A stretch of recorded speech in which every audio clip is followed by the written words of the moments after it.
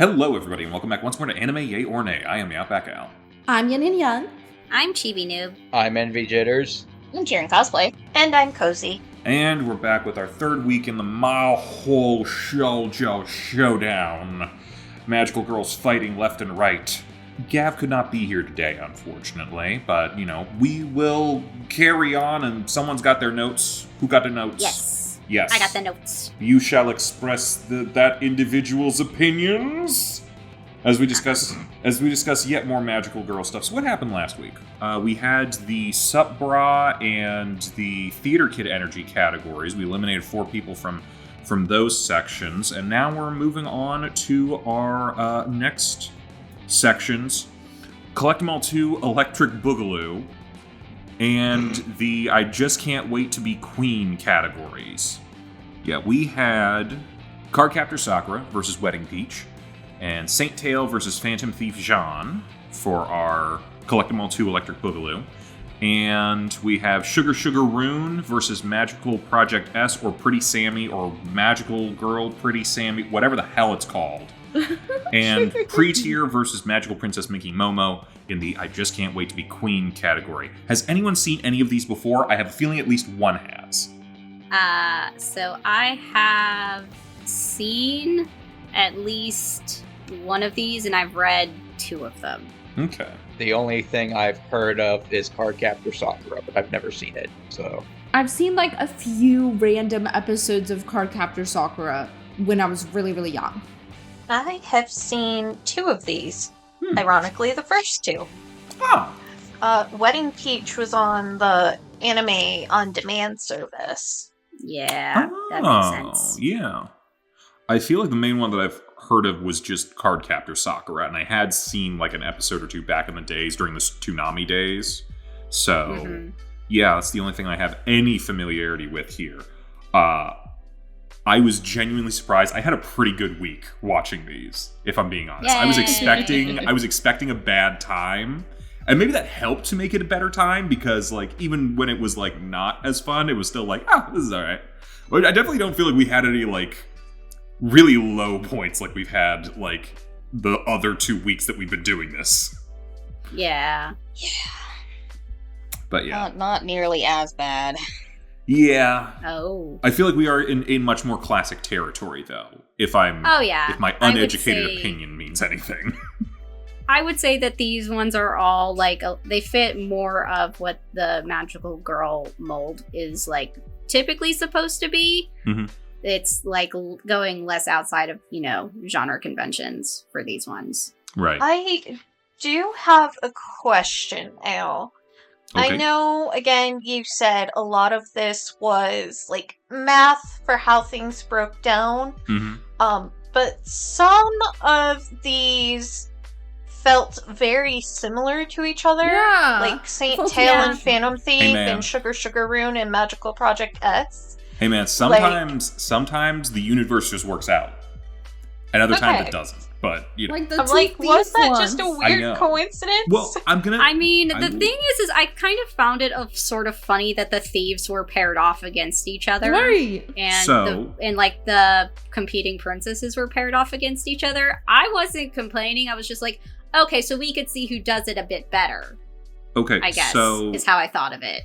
According to their MAL scores, which is how I did the seed brackets, so we chose them all by themes in the shows. There's a bit of overlap here and there for a couple shows. We'll probably bring that up here and there, but then we broke down who would face who based on their seed. So Cardcaptor Sakura has an 8.17 rating on MAL, so it was the number 1 seed in this. The number 2 seed was Saint Tail with 7.54, Phantom Thief Jeanne 7.46, and then Wedding Peach 6.74. And how the seed brackets usually go is the number 1 seed faces the bottom seed, and then you kind of go down the brackets. So, if you do better in a regular season, you get a better match when it comes to the playoffs kind of thing, which is essentially this. So, yeah, Cardcaptor Sakura was going to face Wedding Peach because they had the top and bottom scores for this, and the 2 in the middle, Saint Tail and Phantom Thief Jeanne. It just kind of, it's weird, but, that's how I've been doing all of these. And I know, last week, Kozi mentioned something about, we should have had a different matchup because of like some kind of transformation thing. And is this a zombie? Yeah, and I get that, but it was also like it's all based on like the C bracketing system. And hey, sometimes, like this week, it just worked out. So, yeah. Any other things to get through before we really get in here? No? Hearing nothing, I shall commence. We're going to start off with the Collect 'em All 2 Electric Boogaloo. The only reason we're calling it that was because the last tournament we did was Collect 'em All. So, fun making fun of things as names and that. Okay, so Cardcaptor Sakura versus Wedding Peach. Let's start with Cardcaptor Sakura. Sakura Kinomoto is an ordinary 4th grade student living in Tomoda until one day she stumbles upon a mysterious book of cards titled The Clow. Pondering over her discovery, she unintentionally causes a magical gust of wind to scatter the cards all over town. The accident awakens the Beast of the Seal, Kerberos. How did they pronounce it in the show? Kero. What? Kerberos. Who tells Sakura that we call him Kero. Kero, Kero. Who tells Sakura that she has released the mystical Clow cards that had been sealed away by the sorcerer Clow Reed. Now that they've been set free, the cards pose great danger to the world, and it's up to Sakura to put an end to them as the Cardcaptor. Yep. So, Yin, we're starting with you. Oh. Yep. You better be ready. So, I thought this was fun. I liked the card thing. It kind of feels like Magical Girl mixed with like Pokemon or like Digimon or something. I imagine that there must have been a game, right? Timeout. Nah, What? they're not a game, but were definitely toys. Timeout. For this one. As a Timeout? Digimon fan, I have to correct you. You do not capture Digimon. Okay. Okay? Well, You make tame life. them. you befriend them. You befriend them and create lifelong bonds with your digital friend. Pokemon is what you capture Okay, and so enslave it's- animals. Pokemon. No. I'll challenge you on that. All of the games have officially said it's taming. I am an anime kid, and that was friendship beyond a reason. And it doesn't. And you do not get to cite the fact that Digimon Tamers is in fact my favorite of the Digimon no. series. But like, regardless of It's anything, hypocritical. I'm saying it's a little more on the Pokemon side of things. All right, either way, it's Pokemon, but Magical Girl skin of Pokemon. And I think it's really cute. I'm surprised that there was no game, I guess. But yeah, I could see the toys. I thought that, I don't know, it was good. I don't have too many thoughts about it. They were I not enjoyed it. prepared. Uh-oh. I was not that prepared, I will admit. But either way, I don't have too much bad to say about it. So I guess I'll give it like a light yay. So I'm kind of nostalgic about this one because I guess you could consider this baby's first anime for me. Not that this was an anime of like that I knew what anime was when I was watching it, but it was kind of one of those shows where I kind of got obsessed with it and like would run home like on the days when it would be airing on TV because it would air right after school, and I was just like, oh my god, I gotta watch it, new episodes on. I was 6. Yeah, no, that was my elementary school days. And so it was sort of one of those things where I got really into the show and I knew they had toys, so I wanted some of the toys. And I remember having a little plush Kero, as well as like 2 like dolls with like the weird bendy limbs. Oh, That- yeah. Yeah. Yeah. That they sold in the stores. I think And they did that for then- a couple different things. Yeah. Like a Betty Spaghetti? A little bit, yes. Yeah. But I also, and this was another thing, I had a backpack and a lunchbox with a thermos for this. So, again, I was a little obsessed. But I remember this being dubbed when I watched it, but this is a very different dub than the one that I had originally watched. So hearing the voices actually sound different to me was a little bit jarring.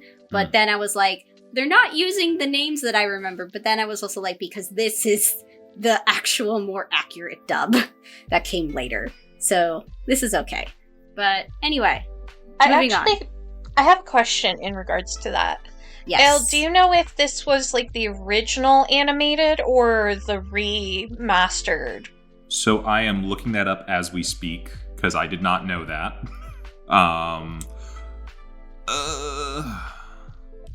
So the original dub actually like had Americanized names for a lot of the characters aside from Sakura. Okay. So I would say this is like maybe a new remaster for it, but I'm not sure. I'm just asking because the art felt way more updated because it just didn't have like the grainy feel of a 90s anime. And I know a couple of years ago they had redone it. Okay. Oh, it did look very pretty. It looked cute, and I will say it definitely looked like it wasn't on a television from like back when I was from like 2000. Yeah. So this was probably a remaster. Okay, yeah, this is definitely a more modern one. Apologies. Would you guys have preferred the older one? I can look around, but like, I wonder because like it might have been like one of those things where they do a new dub and they scrub the old one from the internet. Wait, so is it a remaster or like a remake? It might be a remake. Yeah. Oh, so it's not even the original anime at all. I think it's the original anime. We're talking about like the dub though. I think they might Yeah, have. this is they completely remade it and like re-released it. I'm sorry, fucking what? Have I fucked up this hard? Like with updated art style because the original one was very like square. Okay. I'm feeling very bad about myself right now. We can continue with what we have currently that I was able to get from the internet. But if we're talking like, should we go back and get the original? I just know think it had as far as like a different dub. Yeah, I wasn't bothered by it, but I'm just wondering of like a situation because I feel like one of the criteria was usually like we want to use the first version of whatever this was. So it's clear that we're not doing that right now, if that's the case. But Clamp updated their art style and it looks better. I personally don't have any qualms with it, but also like they may have just brushed it up a bit. I honestly can't really tell the difference. Part of me but is it's been also a while. like, is this a situation where the shows end up becoming very different? Yeah, like is the plot the same? No. Plot's the same. Plot's the same, and like, because like you could argue the plot's the same for Full Metal Alchemist and Full Metal Alchemist Brotherhood, but like it's not. No. No, not one of those situations. Okay. No, this is just they cleaned it up. Okay, so it's more of a remastering. Yes. Okay, then that's fine. They completely like remade it in the fact that they went through and reanimated everything. Okay, so it's more of a Dragon Ball Z Kai situation? Probably. I guess. Okay, I mean, fine. They remastered it, but they're using a new engine, so they had to like do it from scratch. Okay, alright. If all that's the case, then I'm fine with it. Part of me now does want to go back to find the original, but like, whatever. I guess I'll do that on my own time if it's something that sparks joy. Where were we? I was in the middle of my thing. Please continue. And I am not done yet. So these are just a couple of notes. We have yet another friend whose whole thing is, she's so cute. Dead mom club. No, very sad. Baton twirling, which was a thing that I did in school. And, oh my god, I'm a kid, and I won't be held responsible for the fate of the world. It's like, yeah! Where is this for a lot of these shows? And I'm pretty, like, this first episode pretty much perfectly illustrates the gist of, like, what to expect from the show. So, I'll give this a yay. I wrote down that I like the concept of powers coming from cards, and you mentioned Digimon earlier. I kind of like the Digimon or Pokemon aspect of collecting them all, and then different cards being more effective against other types of cards than others. So like in the episode, you had to use the one card to counteract the giant. Was it like a whale or something like that? It was a giant bird. Okay, a bird. Excuse me. It's been a long day. I'm just now remembering that you watched all of these like at once and then wrote down your notes. This is like 2 weeks since you've seen this. Don't judge me. We're not judging you. We're kind of impressed, but also scared. I mean, overall, I can see why it became a big, hit back in the day. And like I said, I do like the concept. The only thing I have to say, though, is did the dub mispronounce her name, or is it always Okay, that's what I was going insane, because they were pronouncing it like Ayla Sakura from Star Wars, and I was losing my mind. I thought it was called Cardcaptor Sakura, not Sakura. So I was like, wait, which one is it? That, and they said Clo instead of Clow, which was weird. Well, I didn't know that. I'm going to throw out there, Star Wars was a galaxy far, far away a long, long time ago. So turns out late in Star Wars, the Twi'leks eventually settle on Earth and their head tail things go away. So yeah, that's why. She is related to Ayla Sakura. Yeah, good to know. Literally makes no sense what I just said. But yeah, overall I give it a, yay. I really liked that she used rollerblades to get around. I was a rollerblader. I can't quad skate for some reason. I can only do inlines. But, I really appreciated that. And the cheerleading. I wrote down, finally, some good fucking show for little girls. It had a few questionable camera angles, but 0 panties. So that is a big win. And then I love the little fashion segment at the end. And they're like, this is the girl's uniform, with a little skirt, it's so cute. And then, this is the boy's uniform, or what the fuck ever, who cares? Moving on. Oh, that's cute.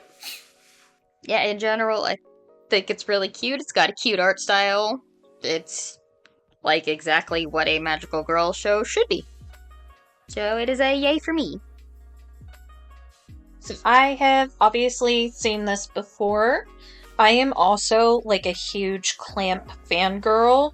So, anything Clamp, I'm always like, I was a little disappointed that we didn't actually get a transformation sequence in the first episode. The dub is kind of cringy with the mispronouncing and Yukito being voiced by a girl and Karo being voiced by a girl. Love the relationship between Toya and Sakura. Always have. Such realistic sibling vibes. Also, I have a crush on my brother's best friend / boyfriend. Also, had to happen. I feel like it's really good at establishing its premise, which is oopsie doopsie. We sent all of these cards off, and now we have to go do magic to get them back. It was very good about getting that all in one episode. So, you know exactly what you're gonna be getting, and you're never gonna be, lost hopping in. Even if you miss that episode, I feel like. So, I'd be yay. Quick question for the people who have seen the original dub of this. What did Kiro sound like before? So, also, basically, a man. Cis man. Same with, Yuki. Like Cone from Bleach. Yeah. I never watched that far into that. Is it like Gigi from Kiki? A little bit. Okay, that would be kind of like that. And then same with Yuki. Also has a deeper voice in the original dub. He was supposed to be cool and suave. Yeah, cool and suave, but also the thing is I've listened to the original Japanese, yeah, no, it is very girly. Yeah, that's actually how they sound. So I think they were going more for that rather than, But, Cheebs, I will raise contention there. That is just to really highlight the difference from something that happens a little later. No, where the voice is not that high. I am aware. I'm not. But still, I don't mind this change. Oh dear. Yeah, at least in talking about the dub, I did not like the dub here very much. I don't think anyone's doing anything. Sucks. I mean, here's the thing. It's nowhere near as bad as Nanaha was. So I know we shouldn't be comparing those shows as much right now, but it had that same sequence. It did have the narration thing. That was one of the first things I wrote down. This narration is giving Nanaha. I hope nothing else gives Nanaha. Yeah, that's true. I thought the theme song was catchy. I enjoyed that. And I liked the background music that they had, because it actually kind of reminded me of, like, Digimon a little bit. I know we keep bringing that up in different places here. Yeah, as far as the cat goes, I was actually hoping that he was going to sound like Vincent Price, because then I could make more 13 Ghosts of Scooby-Doo comparisons, which this kind of also is compared. It is the plot of 13 Ghosts of Scooby-Doo. That's true. You screwed up, and now you have to get them all back. He's supposed to be like the annoying but lovable mascot. I know, but wouldn't you love Vincent Price? Yes. Kind of picturing the cat from Ghost Stories. Oh, yeah. Actually, that would be pretty good, too. Yes. Yeah, overall, like, watching the show, even though it wasn't one that I, like, watched a lot, I maybe caught an episode or two here or there between, like, Yu Yu Hakusho and Dragon Ball episodes. But it did kind of, like, make me nostalgic, and I was kind of, like... I was like, I wanna see a Toonami promo of this with Peter Cullen saying something like, gotta catch 'em all, or something. Just like, throwaway joke. Ash Ketchum also dealt with a mean Firo in his first episode, so that's nice that everyone's doing that. I will say that it reminds me less of Pokemon and more of Mega Man, because it's like you're not using the monster itself, you're using their powers, which is much more of a Mega Man thing to do. So that was cool. But overall, fun concept. Some cool monsters. Did you not see the giant wind girl come out to wrap the bird up? I hear you, but when we got the bird, what did we get when we use fly? We don't see the bird, we just get their ability to fly. Mega Man. Okay, you know what, that's fair. Yeah, alright. So, yeah, overall, I think, like, for a lot of these shows, I've been a light yay for the most part, and I am here as well. I think a lot of it is just that it's one episode, it's like, okay, you have my attention. You don't quite have my interest yet, overall, but you have my attention, and that's good. So you caught me on that, so I'll give this a light yay. Alright, bringing up Gav's notes. Okay, I think it's got a nice premise, like the art style, it's cute. Gav really appreciated the plot dump up by Kiro and in the first episode, and his additional extras at the end of it, and Gav gave it a yay. And that's everyone. Oh, that is everyone. Okay. Fantastic. All right.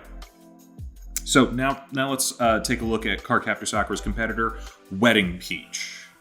There are 3 known worlds: the human world, the angel world, and the devil world. The evil queen Rhaindevilla yearns to destroy the angel world with the help of her many devil minions. The goddess Aphrodite sends an angel to the human world, Lemone, to summon 3 love angels in the form of Momoko Hanasaki, Yuri Tanami, and Hinagiku Tamano, who together become Angel Lily, Angel Daisy, and Wedding Peach. The 3 girls must fight to overcome the evils of the devils as well as their own lives and restore peace to the angel world by gathering all pieces of the sacred 4 somethings and defeat the evil queen once and for all. Somethings? Saint something 4. The Saint something 4. The 4 Saint. Yeah. That's what it's called? Yeah. I think some of this might be from like whatever the original dub was. Well, it's supposed to be like the 4 things, like something borrowed, something blue. The sacred something. Something new. Yeah. Yeah. Gotcha. It's a wedding rhyme thing. Yes. Chibi, you're up. Yep, it is me. So we have another dead mom in this one.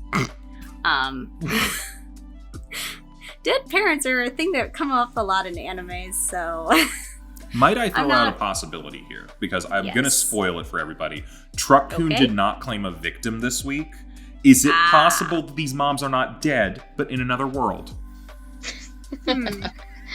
They don't say how they died. I'm just saying.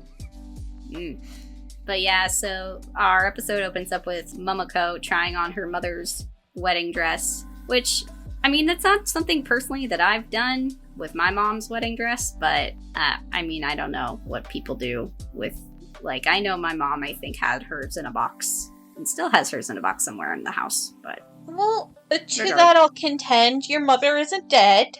That's also true. Yes, but the thing maybe is it's a that dead mom I've thing. known a lot of people to try on their mother's wedding dresses regardless of the status of their life. My mom dressed me up in her old, like, dance and cheerleading uniforms.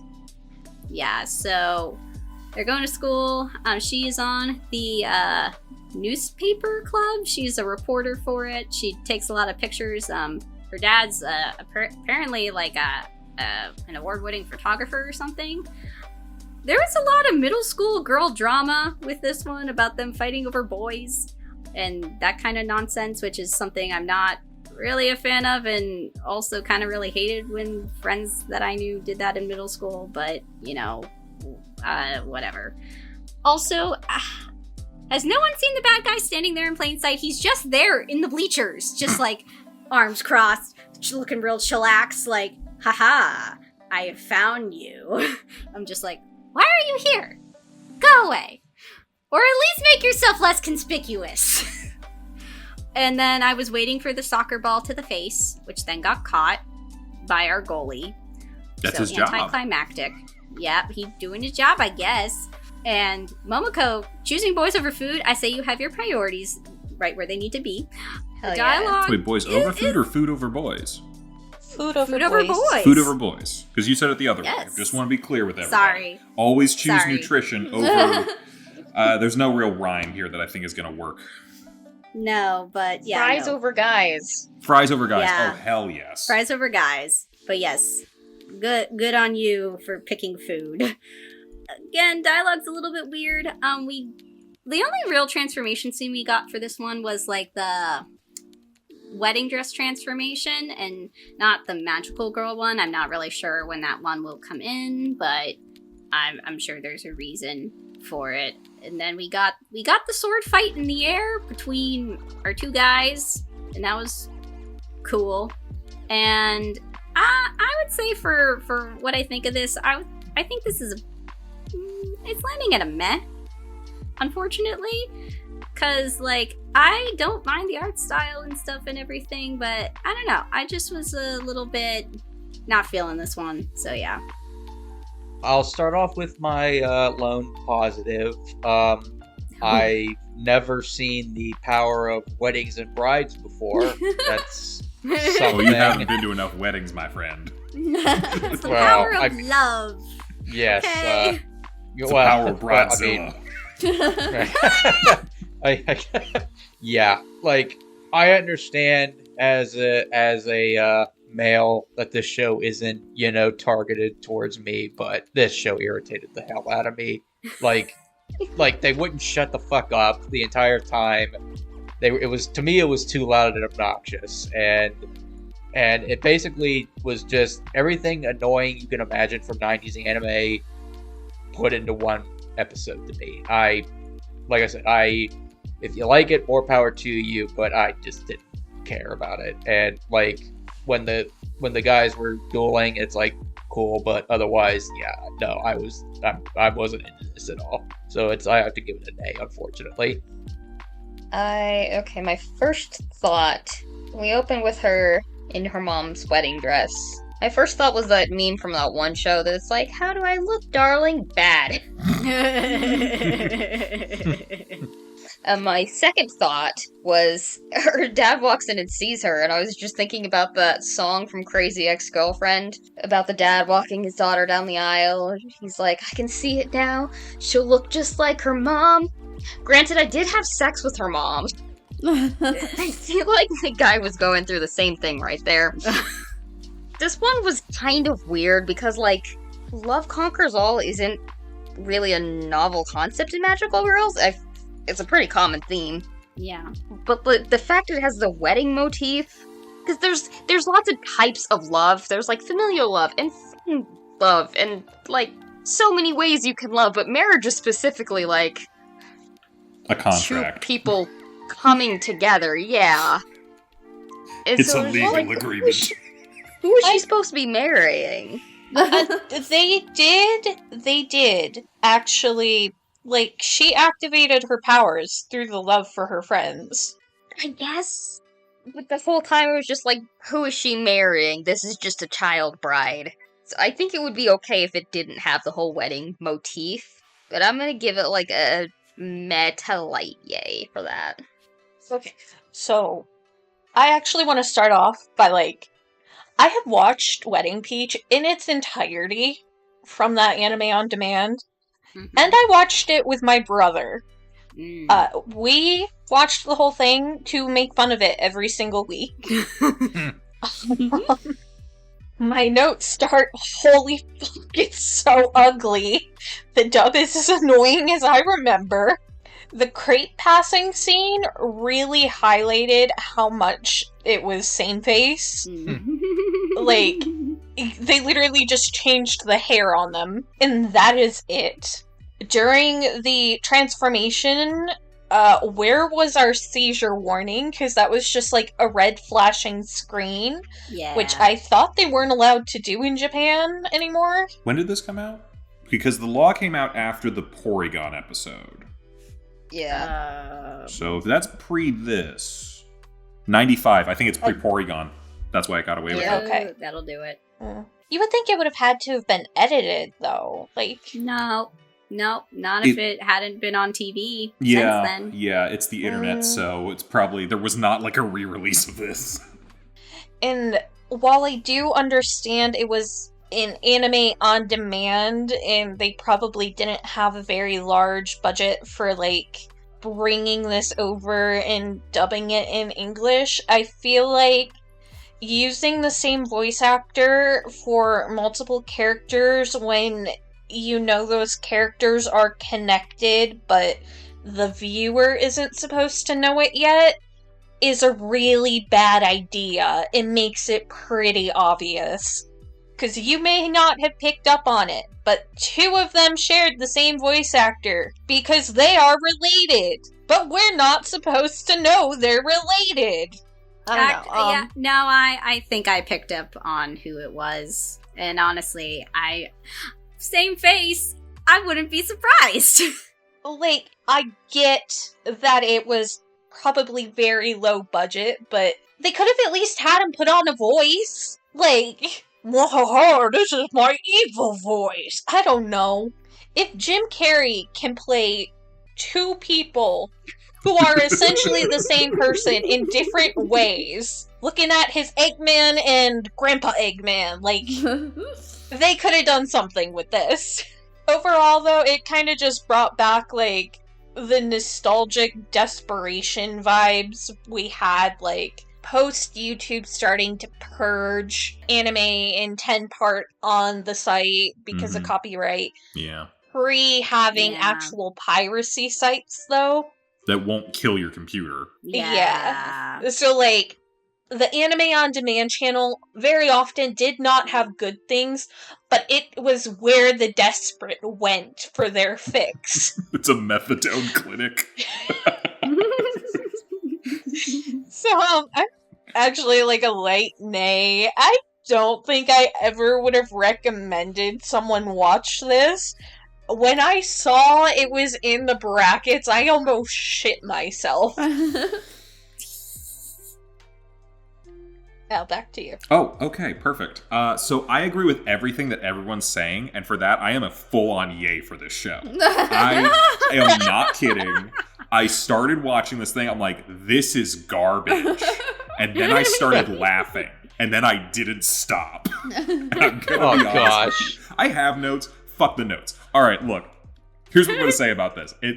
This is so dumb. This is so stupid. It is so bad it's good. I mean, it might not. I hesitate because because while I was watching, I'm like, is this so bad it's good? And I'm like, I think I would need to see a few more episodes, but I think it might be so bad it's good. Because, the dub, trash. The art style, trash. Everything, trash. 4 sacred somethings, just call it MacGuffin and get it over with. Trash. Just all the characters, trash. This, seriously, I want you guys to think about this. I want you to do me a favor. Yes. Everybody, close your eyes. Uh-huh. I want you to, no. Be real with me here. I want you to imagine for a minute. Okay. There's a kid watching a TV, watching anime, in the background of the anime that you're watching. Okay. What does he watch? He's watching the show. It is that generic. It is that like just. You're right. This is what a person who's never seen, who's only ever heard of anime, thinks anime is. Honestly, like for real, it's hilarious. It's a full yay, not for any good reason. Oh, also, I think Aphrodite sounds like she's from Charlie the Unicorn. Like, I don't know if anyone else felt that, but I was waiting for her to be like, it's a magical Lepidopolis. He's gonna show us the way. That makes me hate the show even more than I hate Charlie the Unicorn. Al, I can tell you, it gets dumber. Oh, Man. I don't care what this show does in the tournament. I'm watching the rest of it. This show was made to be made fun of, and I like making fun of it. So full yay. Look, let's be real here. It's a -10, but it's a full yay.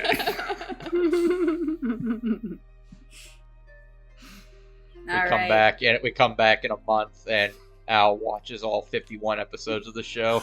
Are there 51? Are you kidding? Yes. Oh, Yes. Oh my god. It Should we watch went it together? for a long Maybe. time. There are 6 volumes of the manga. Oh, please tell me. it has a 51, and then movie. there's like 5 episodes special Oh, to wrap it up. god. I am gonna have so much fun with this show. This is my new Roman Empire. It gets so gloriously stupid. I watched seriously watched the first 5 minutes and I'm like, okay, it's gonna be one of those weeks. And then by the end of it, I'm like, oh, this is a good week.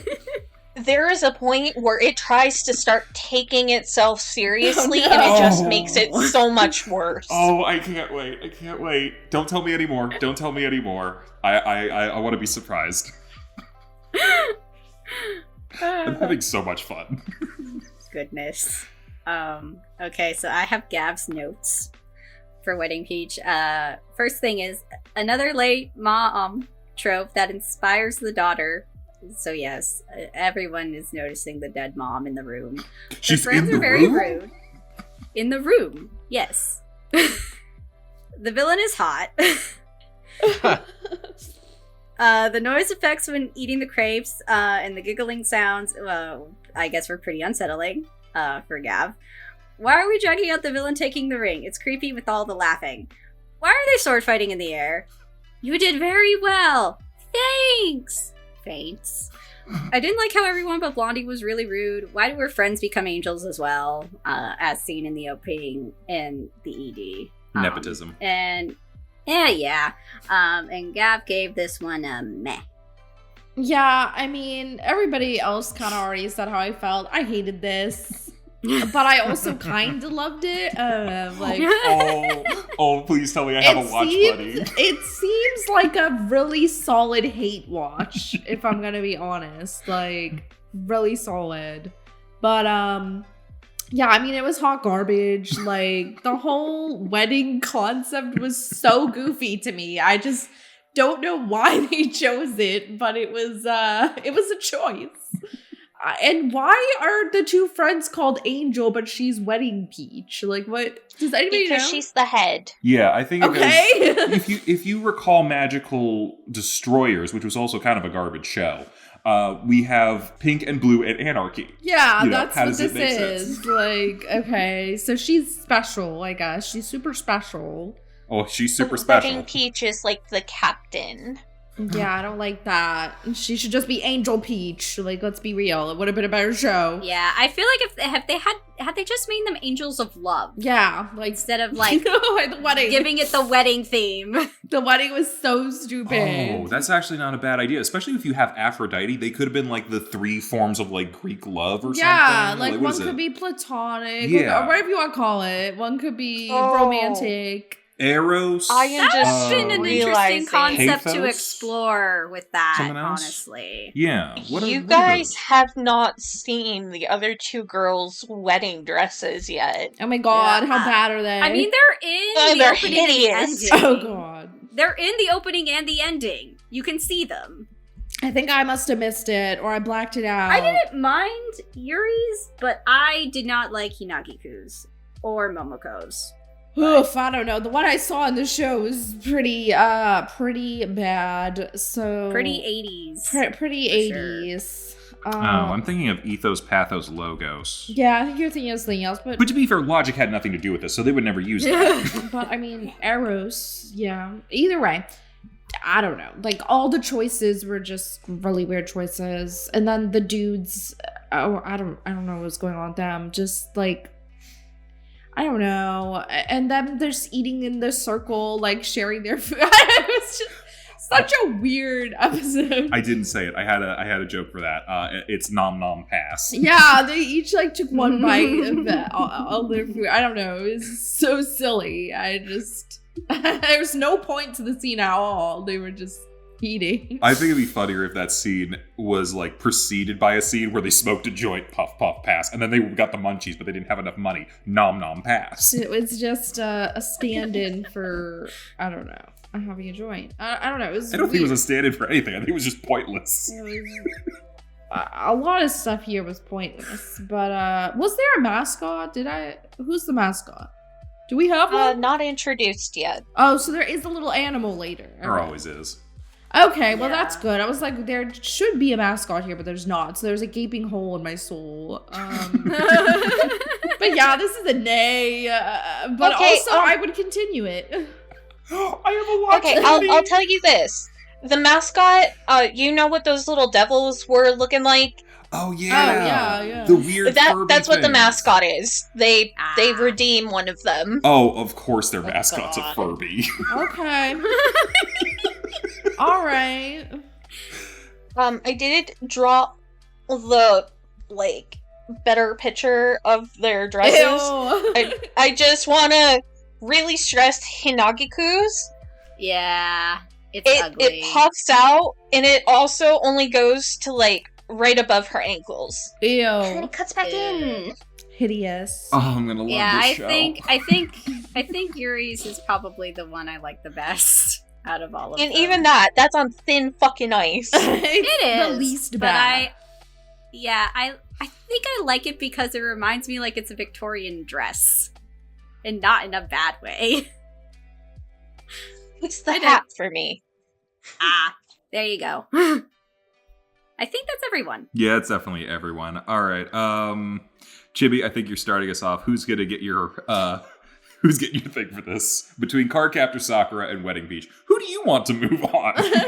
So I'm gonna give the votes for both me and Okay. Gav, so saving time. We both voted for Cardcaptor Sakura for Mm. this one. Okay. Yeah, Cardcaptor Sakura. Cardcaptor Sakura. Cardcaptor Sakura. Wedding Beach. No, it's Cardcaptor Sakura. It's gotta be. My enjoyment aside, I can tell which one actually has quality to it. So Cardcaptor Sakura. Yeah, Cardcaptor Sakura. Yeah, I don't think anyone was going to be surprised by that particularly, but I am definitely still watching Wedding It's- Beach. That is going to be We fun. should get Hysterical. drunk and Yeah. Can I propose at the spring birthdays?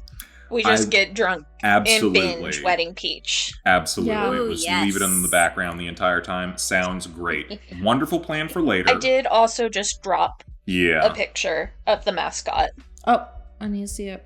Oh, Okay. Okay, that's Furby. He's fluffy. It might be a Kirby. Kirby, What is- Furby, it's almost the same thing. Not really.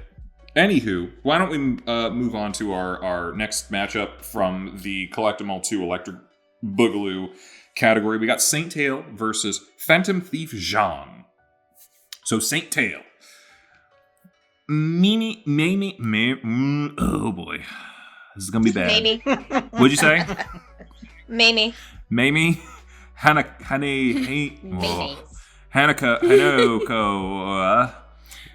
is a normal girl during the daytime, but during the night she assumes the position of Saint Tail, a modern-day Robin Hood who steals from thieves and gives items back to their original owners. She is aided by her friend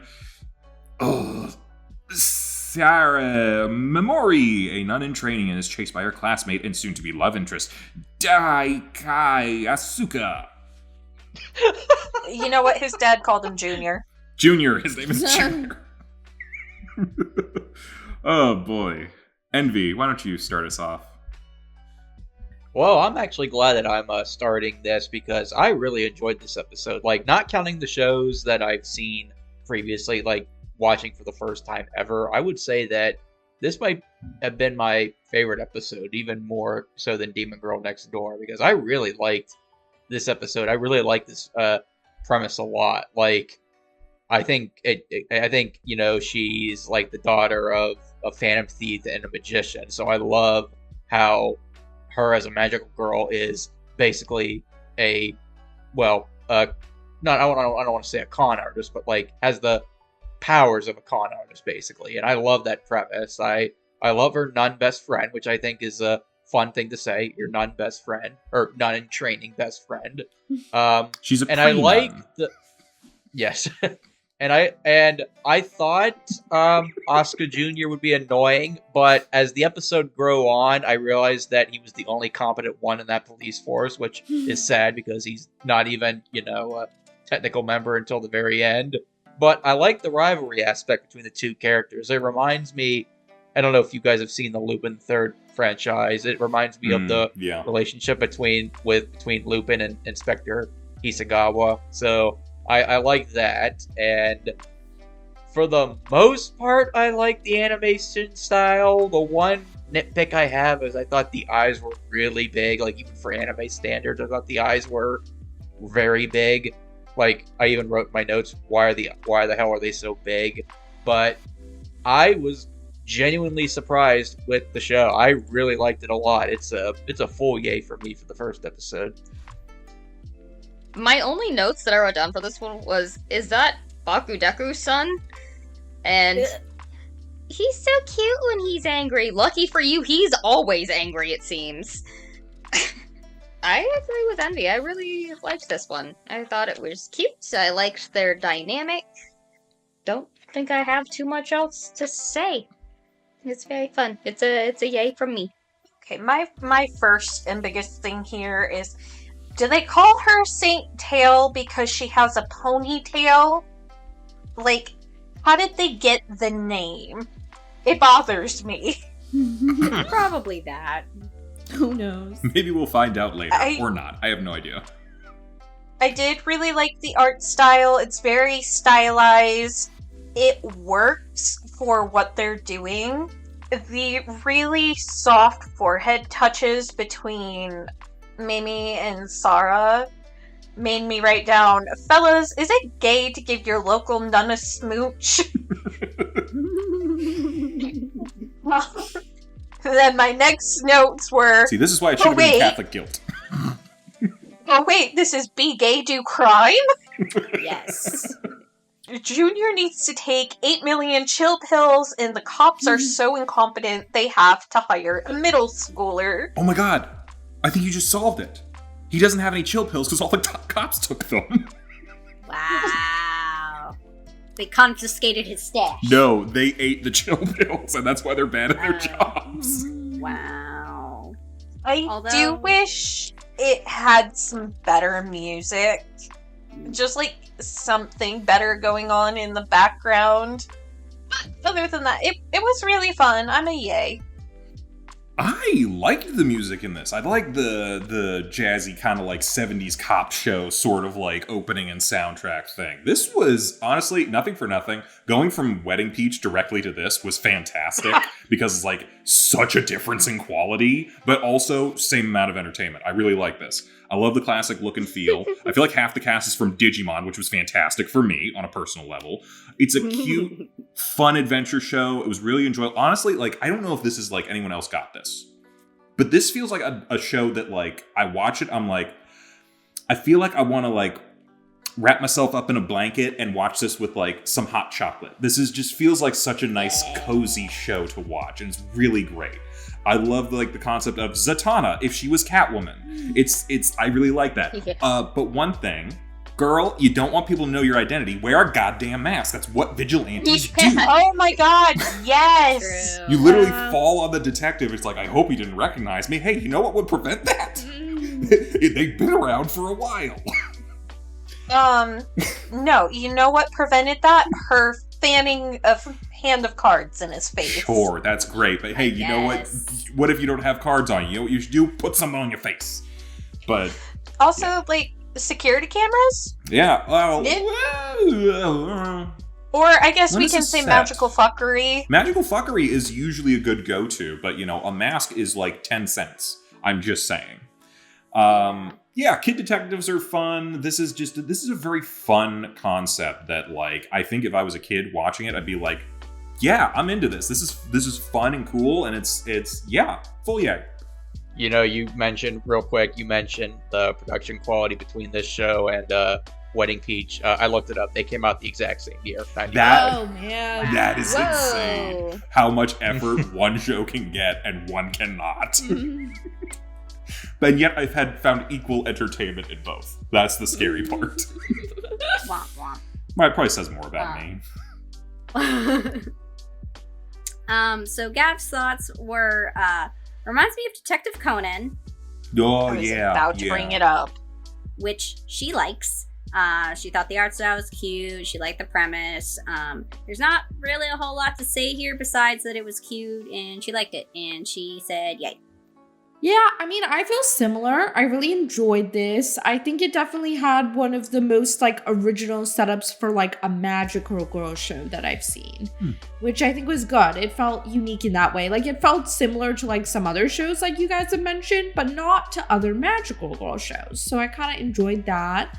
I like the setup for their little romance or whatever is going to happen. I don't know if maybe he's going to fall in love with, like, her secret identity or something. That's what I imagine might happen. Probably. Oh no, Lois Lane's in love with Superman. Too bad Clark can't get a date. Yeah, like, I think that might be fun. I don't know, like... Yeah, or like Ladybug and Cat Noir. Yeah, like, I'm seeing, like, maybe that might... Like, maybe it'll be a miraculous Ladybug situation. I don't know. Yeah. But I'm excited. I think it's a really good setup, and I think the cast of characters was fun. I just think overall it was a really good idea, and I enjoyed it, so it's a yay. My thoughts are basically the same thing as literally everyone else, so I don't really have a whole lot to add, but I liked her whole thing is, like, everything is magician themed, which is, like, nice because I don't really see that a whole lot with magical girls, because, you know, normally it's either some sort of variation of, like, sort of Sailor Moonish type outfits, or it's something to do with, like, something else that, like, yeah, witches. That's what I was thinking of, thank you. But this was a nice, like, little change up. Yeah, this episode sets up the premise for what we're, you know, to expect pretty nicely. And I liked the whole setup of our, sort of like our, like, love interest / rivalry kind of deal, and this was really cute. And I will argue against the fact that the eyes are too big with saying that the next show's eyes are much bigger. Heavy. Well, and it doesn't get any better in the manga. We'll get there when we get no there. Los dos. But yeah, I give this show a yay. I think we should stick Saint Tail on the British Museum. Oh, that could be fun. Ooh, yes. In the meantime, though, why don't we talk about the other thief in the room? Phantom Thief Jeanne, the rival for Saint Tail this week. All right. Oh, God. Here we go. Names. Kaito Jeanne, a phantom thief supposedly sent by God, has been stealing paintings all around the city. Her real identity is Marin Kusakabe, a rhythmic gymnastics enthusiast and student at Momokuri Academy. Hidden inside the paintings Marin steals are demons sent to weaken God's power by possessing human hearts. Assisted by the minor angel Finn Fish, it is up to Marin, as the reincarnation of Jeanne d'Arc, to assume her alter ego, hunt down the cursed paintings, and seal the vile demons away. Cece, I think we're starting with you. What do you think about this? Great. My first note was bug eyes. They're huge in this show. Oh my goodness. I also wrote that, she's dressed pretty brightly for someone called a phantom thief. Seems like an oversight in the costume department. Their school uniforms are super ugly. Do security cams not exist? I wrote Wolf Expo Dump, and then Kozi wrote fell asleep. Because she fell asleep. I was struggling. And, like, the way that she seals up the demon is by, like, it sucks up the painting, too. Surely there's a way they could find out how to steal a demon without stealing the art. Like, she's... Or, like, what happens to the art after it's been sealed? I think it's just in there with the demon. So, like, It got into the paint. She is kind of doing the crime. Saint Tail is like, she's returning it to its owner, but Phantom Thief, like, she's doing it for a good reason, but she is still doing a crime. I think it's a meh. I would only want to keep watching this just to find more fashion disasters. I do want to start off with the angel's like, you're the reincarnation of Jeanne d'Arc. And she was like, oh, Jeanne de something. I think that's hilarious that someone doesn't know who Jeanne d'Arc is. It's Japan. I know, it's just weird. I did also, like, so, Saint Tail is taking place in, like, a Catholic school. Yep. With, like, a nun in, like, also, like, religious undertones. How the fuck was this more religiously coded than Saint Tail was? It's the Crusades, baby! I think... Like, with the whole angel and god thing and the demon, like, it just felt very, very religiously coded. I think that might be because Saint Tail has a pre-nun, and Phantom Thief Jeanne has post-nun clarity. I feel like for this one, it's probably even more of a case of, like, we're using this as, like, an actual element to the story, whereas Saint Tail, I think, kind of used it a little bit as, like, maybe a bit of set dressing, while also kind of, like, you know... Honestly, I found it kind of funny that these two shows both had, like, religious elements to them. They both were going to be in Catholic Guild. Yeah, like... That's very true. I don't know, this one felt very, like, shoehorned and shove it down your throaty. You mean like religion? Yeah. The transformation sequence was very boring. She lit herself on fire. We didn't see anything except her being a giant fireball. And then she was in her magical girl outfit. I put, this is anti-fashion. And ugly. And the entire sequence with the boy was really gross. And I'm like, we didn't have to show it. We could have just said, oh, hey, he can see her panties. We did not then have to show her panties. Just saying. I did really like the ending, though. Like, that was a bop. Overall, I'm a light nay. I did not have a good time. I would not really like to keep watching this. Cool. So I actually think they may have screwed up with who they were reincarnating as. Because, you know, they're going with Jeanne d'Arc because she's a very famous, like, you know, person and whatnot. I actually think, especially since we're bringing up the fact that she's destroying the art, I think it would have been better if she was the reincarnation of Leo III, the Assyrian of the Byzantine Empire, because he led the charge of iconoclasm, which involves destroying icons, and the idea of, like, destroy icons of worship because that's not what God actually is or something. That's a little history lesson for everyone watching. This show kind of sucked. It doesn't look very good for some reason. I don't know what it was, like this very early 2000s kind of thing of like, we just figured out how to do digital art. And it's like, I don't like it. I don't like, it's like when everyone, it doesn't look like Flash animation, but like when everyone figured out how to do Flash animation in the early 2000s and it all kind of looked a little bit the same and kind of like not great. Like, I think that was kind of happening in the anime community a little bit as well. And this is kind of the result of that. I don't like it. I also don't like these characters, except for her friend and the bumbling cops. The show should have been about them. Quite frankly. Okay, but why? Why are the bumbling cops so willing to listen to her? That's part of the fun. Really think about this. They're basically Team Rocket.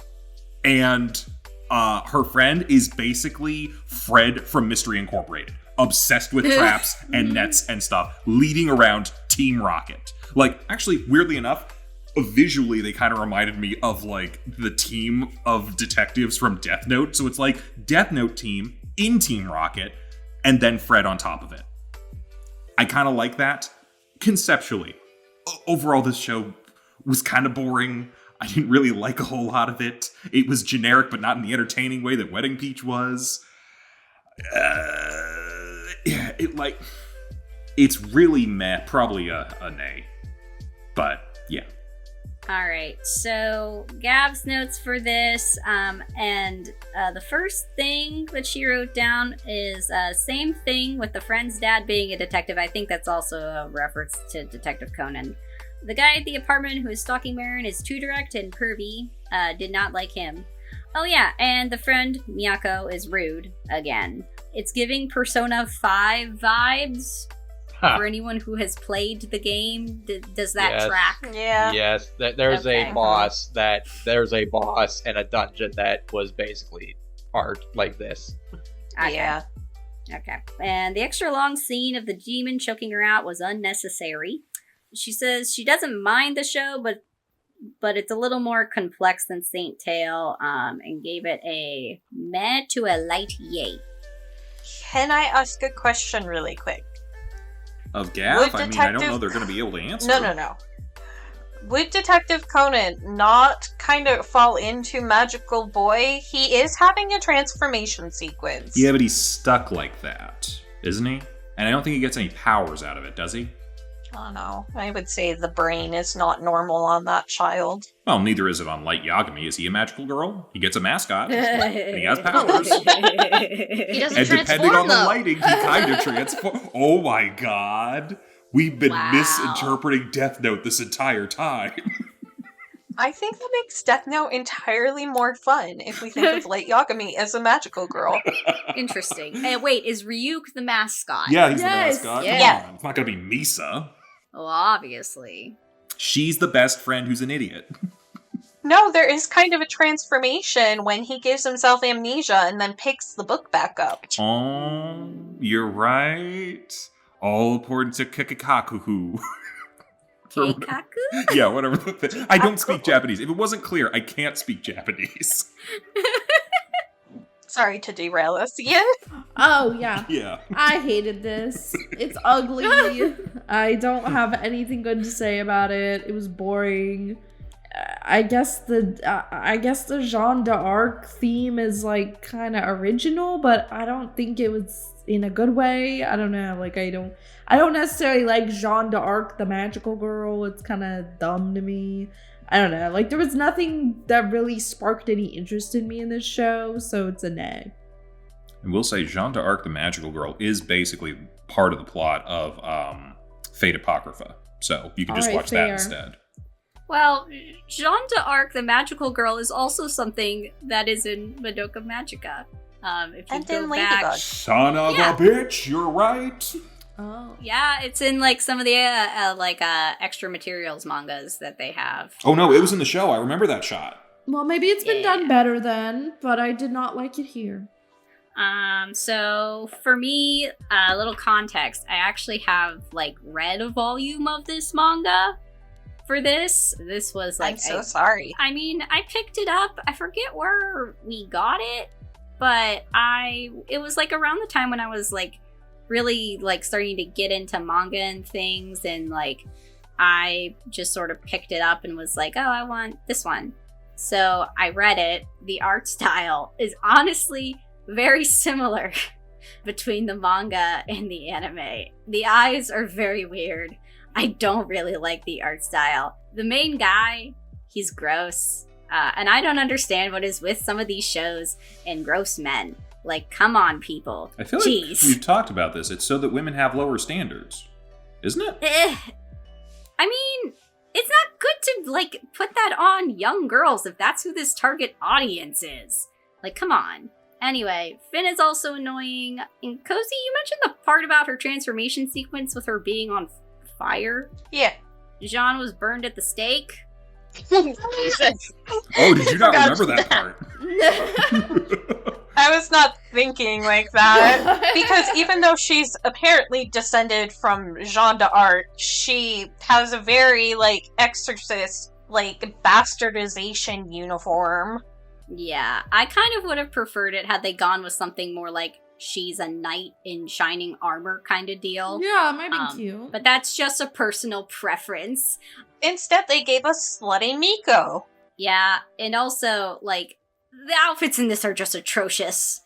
This is just very bad, at least for me. This is, like, and we were going over, like, how the Christianity stuff's pretty heavy-handed in this. I find that more like it's just, like, plot devising rather than, like, you know, it being, like, sort of like it being, like, a motif, kind of like it was in Saint Tail.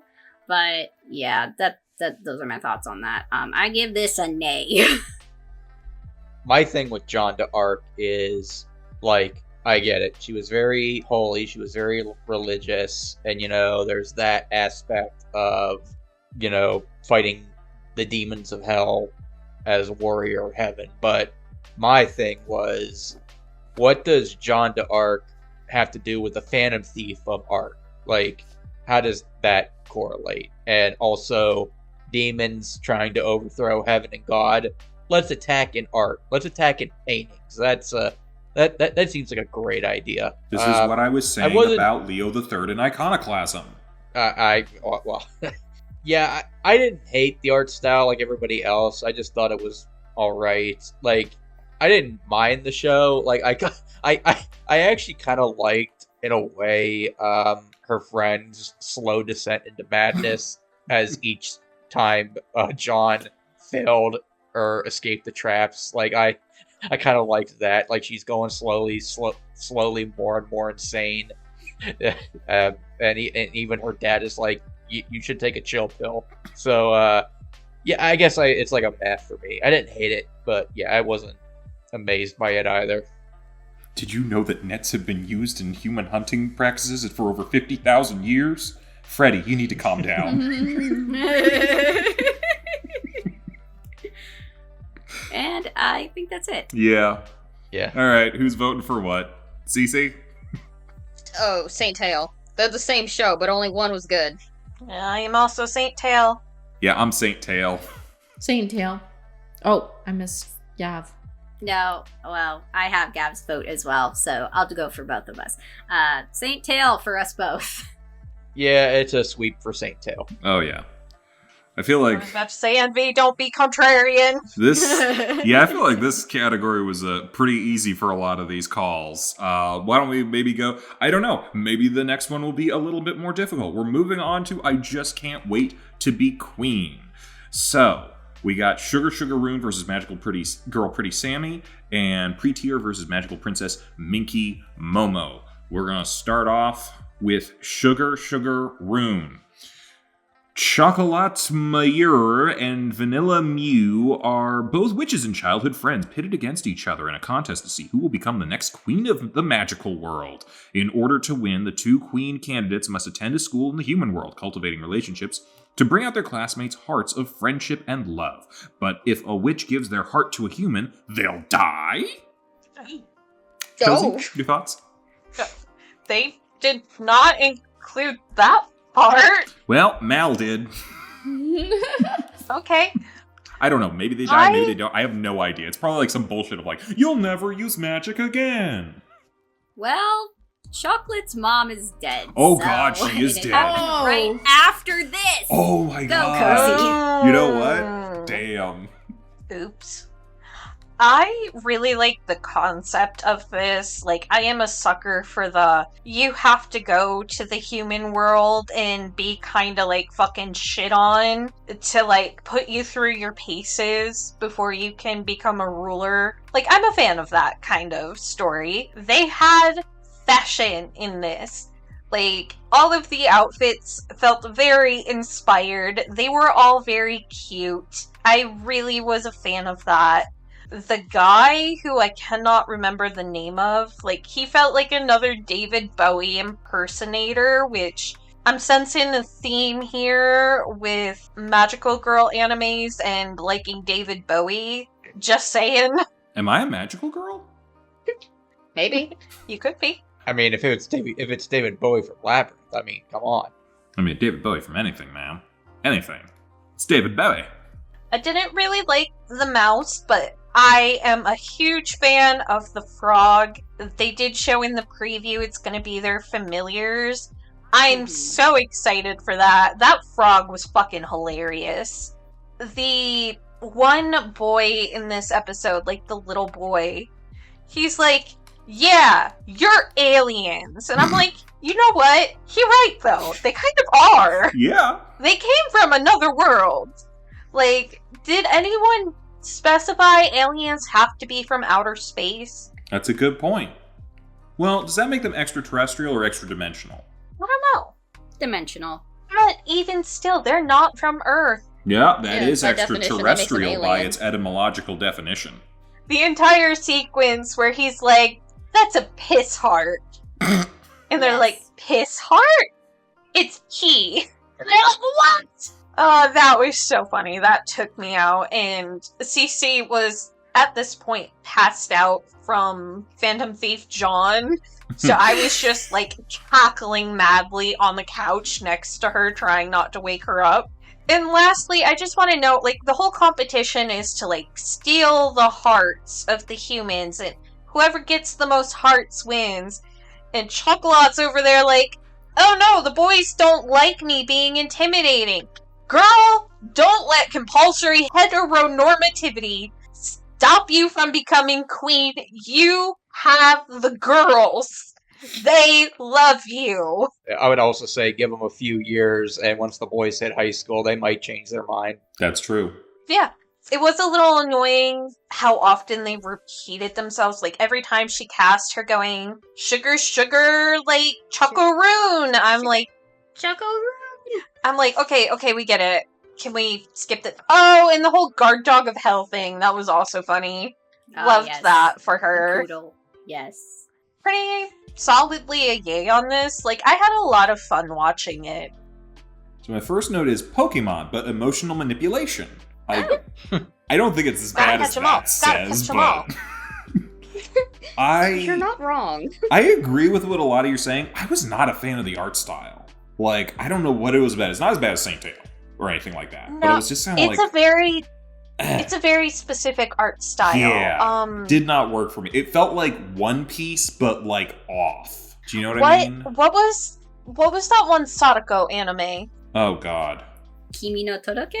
I think so. I think it's like the same like art style though. It just feels more pronounced. But the people who animated this, they were very big into like shoujo stuff. Yeah, like, no, I could see that. Yeah, and I'm mean- agreeing with you. I like that we have characters here who have more than one outfit. That is refreshing to see in like anime when like so many times it's like your character design is one outfit and one outfit only. Right. But yeah. I will say the art style is actually pretty close to like at least like some of the artwork that I've seen for this. So they were probably just putting it into anime format. Continue. Yeah, just not my thing as far as that goes. The rest of it was all right. There was a couple funny moments here and there. I do think it's hilarious that they decided to call her Vanilla Ice. But Good. I don't know if that's like they don't know, but like they have to know, right? Yes. I don't know. I think we established week 1. They might not know. Oh boy. Yeah. So this is I mostly mean, just... at least the witches themselves don't know. Oh, Sorry. yeah. I mean, that's fair. Yeah. I think the main premise of the show seems to be socially inept magical girls, which could be funny, but I don't know. I didn't laugh. You know what I got the biggest laugh out of? When she just yells, stick! Like, that's how you call your weapon out. Okay, you know what? That's fun. And I'll say this. Hiroshi is a good boy, and I love him. And that's the adorable fucking guardian of hell dog. Fantastic. But I don't know, I kind of found it kind of uninteresting overall. I don't think it did anything wrong. It just wasn't something that I enjoyed, so I'm kind of just a meh on it. So Gav's thoughts were, I love the magical girl witch trope, so like this is definitely something that would definitely be Gav's thing. Why is the purple mentor named Rockin' Robin? Lol. Could have been Robin Sparkles, that they missed an opportunity. Vanilla Ice? I'm losing it. Besties, but also rivals. They transform into human girls who transform into magical girl witches. Wow, what a concept. They're magical girls who transform into human girls who transform into magical girls. Yes. It's werewolf bar mitzvah all over again. Oh my god. He literally says amber hearts are pea hearts, but the audio is piss and it kills me. She actually really liked this. This might be her favorite show that we've watched so far, so she gave it a yay. I give this one a meh. I mean, I thought it was okay. There was nothing really that I hated about it, but there was nothing I really liked about it either. I wasn't a huge fan of the art style, and I think I've just seen the, like, witch thing done better. I don't know, like, I just wasn't really feeling it. Yeah, I don't really have much to say on it, though. I'd say it's just a meh for me. I've got written down that I liked the cute witchy aesthetic. I like that their names are chocolate and vanilla. And I find it really adorable that they, like, still vow to be friends no matter who ends up winning. I love the power of friendship.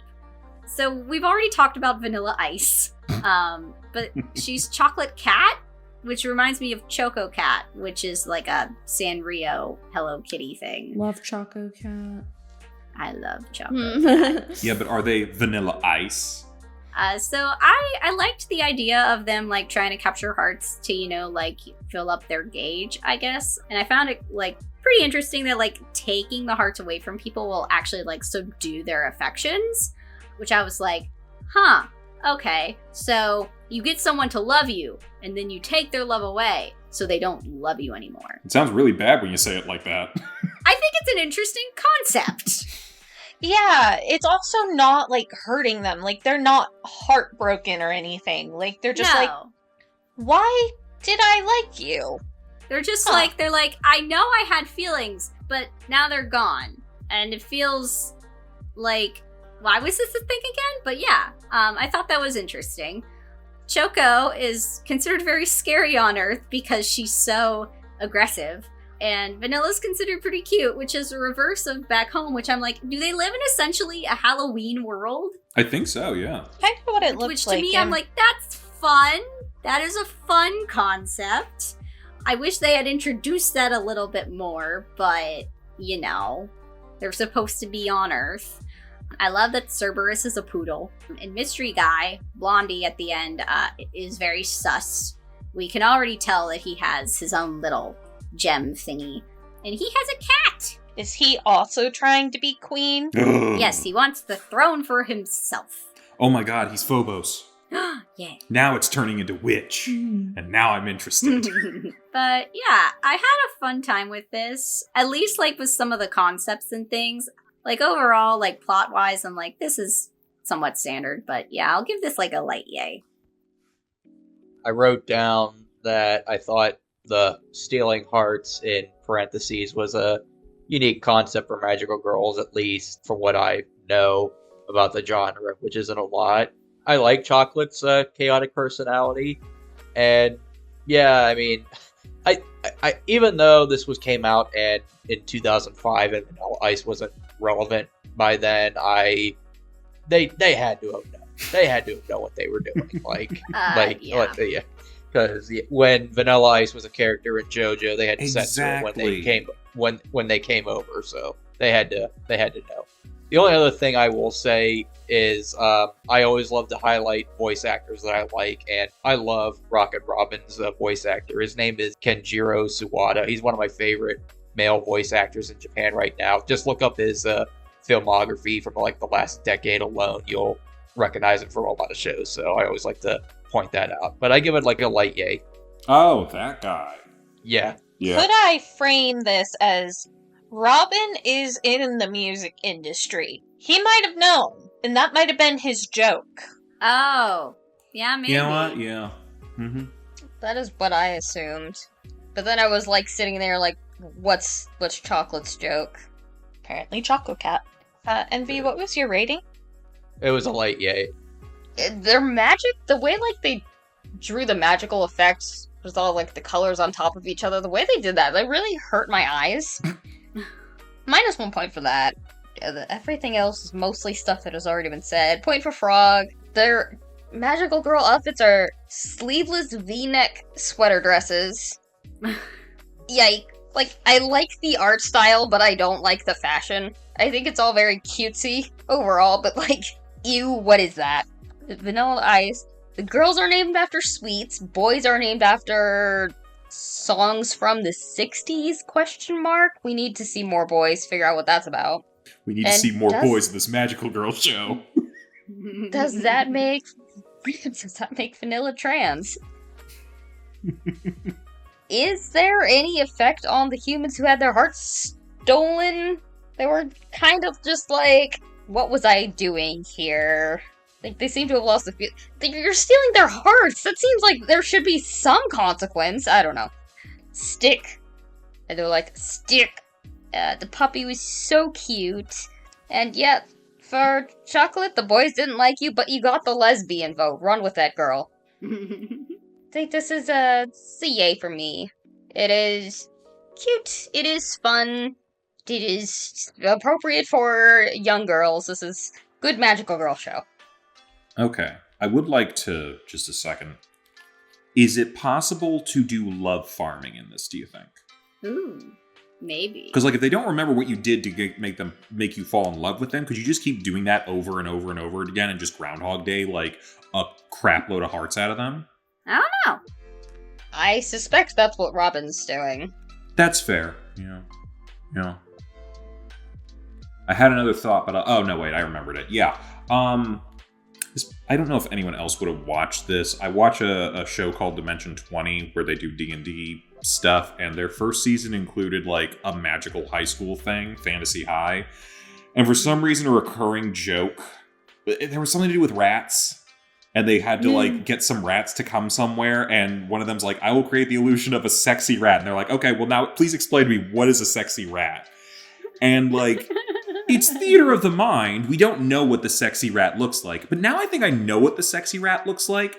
And I wish I didn't. Wow. I might change it to a nay. Anywho, why don't we move on to the competitor against Sugar Rune, Magical Girl Pretty Sammy, or Magical Project S, or Magical something. You know, it's got names. I don't care at this point. The Carefree Tsunami is next in line to rule the magical kingdom of Jeanne. But before she is crowned, she must restore balance to the universe that has come to favor darkness. To accomplish this, Tsunami gives Sasami Kawaii a magical baton that can transform her into a magical girl. However, Sasami refuses to become a magical girl, not because she's scared, but because she finds it too embarrassing. Meanwhile, the arrogant Rami is plotting to overthrow Tsunami by enlisting her own magical girl, the eccentric Pixie Misa, to cause chaos and ensure the balance is never restored. As Pixie Misa terrorizes the planet with her love monsters, Sasami must learn to swallow her pride and accept her role as the universe's champion of justice, Pretty Sammy. I think I'm first on this. Yes. So, you are.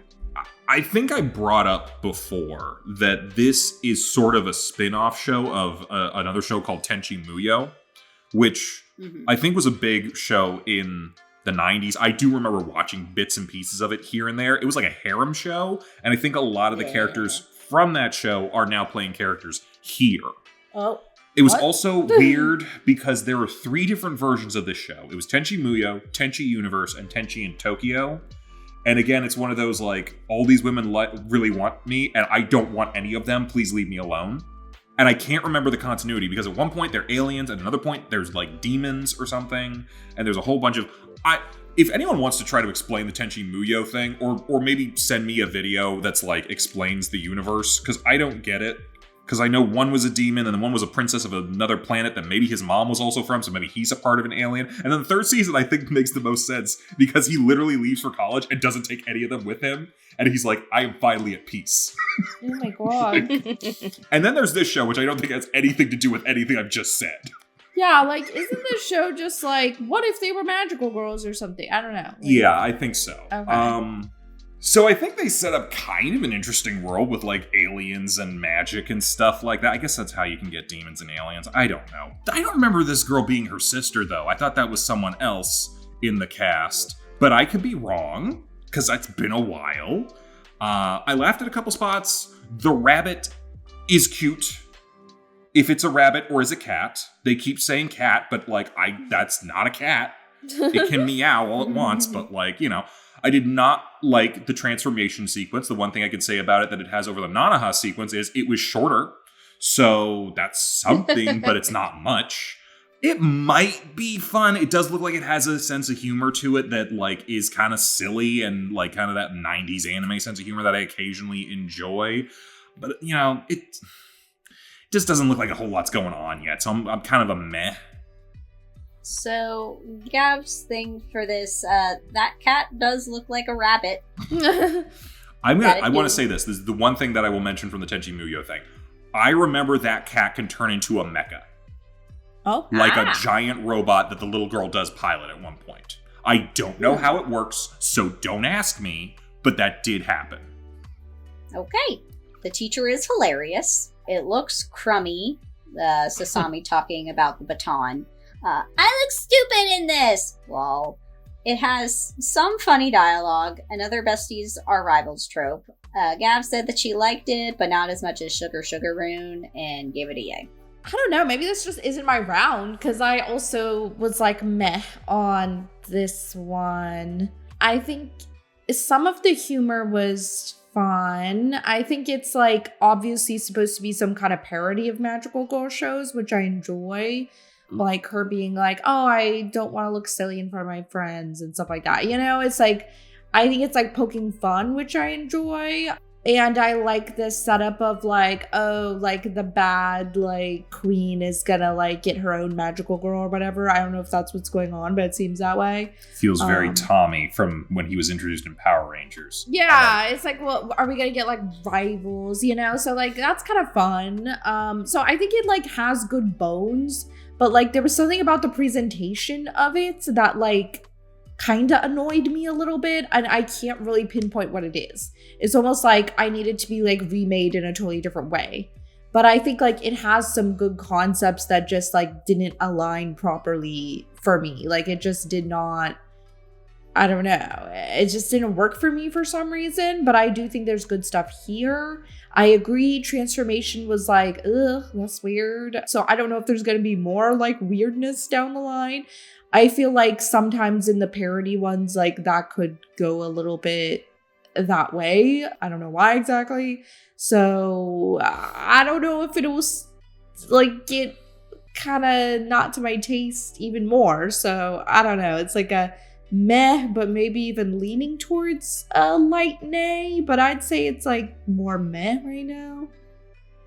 So for me, I don't really have a whole lot to say about this show, is that except for like the dad is something else. I can't remember if that's Tenchi's dad or Tenchi himself. Oh, interesting. Or a completely different character. Again, I have not watched this since the 90s. Okay. And then I was probably way too young to watch Tenchi Muyo now that I'm thinking about it. Yeah. But my other thought is, who is this teacher? Oh, because bumbling space cop. She's very funny. My next thing was, that's a cat? Cliffhanger right there at the end. It was just like, oh, okay. Yeah, that transformation sequence was a bit funky, but yeah, I don't really think I need to repeat that. Honestly, I don't really have a whole lot of feelings about this one, so I would give this a meh. This may be like a very, very, very bad comparison, but I wrote down, so magical girls representing queen candidates fighting to the death. Magical Girl Game of Thrones, question mark? A little bit, maybe. It's in the right category. I also wrote down that it was the 90s, so the dubbing probably wasn't, they weren't given a lot of the resources. I personally thought that a lot of the adult voice actors didn't seem to fit with their characters, especially the teacher. But that's just me personally. I was like, you sound like a child, but that's just me. Overall, I'm just kind of a meh on this one. I'm just remembering now, I think the teacher might have had the funniest line where she's like asking everyone, like, what do you want to be when you grow up? It's like, I want to be this. Ah, that's great. I'll be cheering for you. I want to be an actress. Yeah, you're delusional. Like, no, her lines are funny, but I just thought your voice does not fit at all. Yeah, that's fair. Most of my notes are, that thing is not a cat. It looks like a rabbit got hit by a steamroller and was brought back to life. That thing is a cat as much as Stitch is a dog. Damn, that's mean. What'd the cat do to you? Wow. I did really like the dad when he left his house. I was like, that man just Terminator handshaked his wife. The teacher, it was funny, but like, she talked so... How old are these kids? 8? 8? Okay. Maybe? I I could not quite tell exactly until the teacher started talking. I'm like, oh, are these kindergartners? The way she was talking to them. Pretty Sammy is an awful name for a magical girl. I'm not sure which is worse, being called Pretty Sammy or having to wear the school uniform from Phantom Thief. Like, I think either situation, I'm KMSing myself. At least Sammy doesn't think that thing is a cat, so she has eyes, if nobody else does.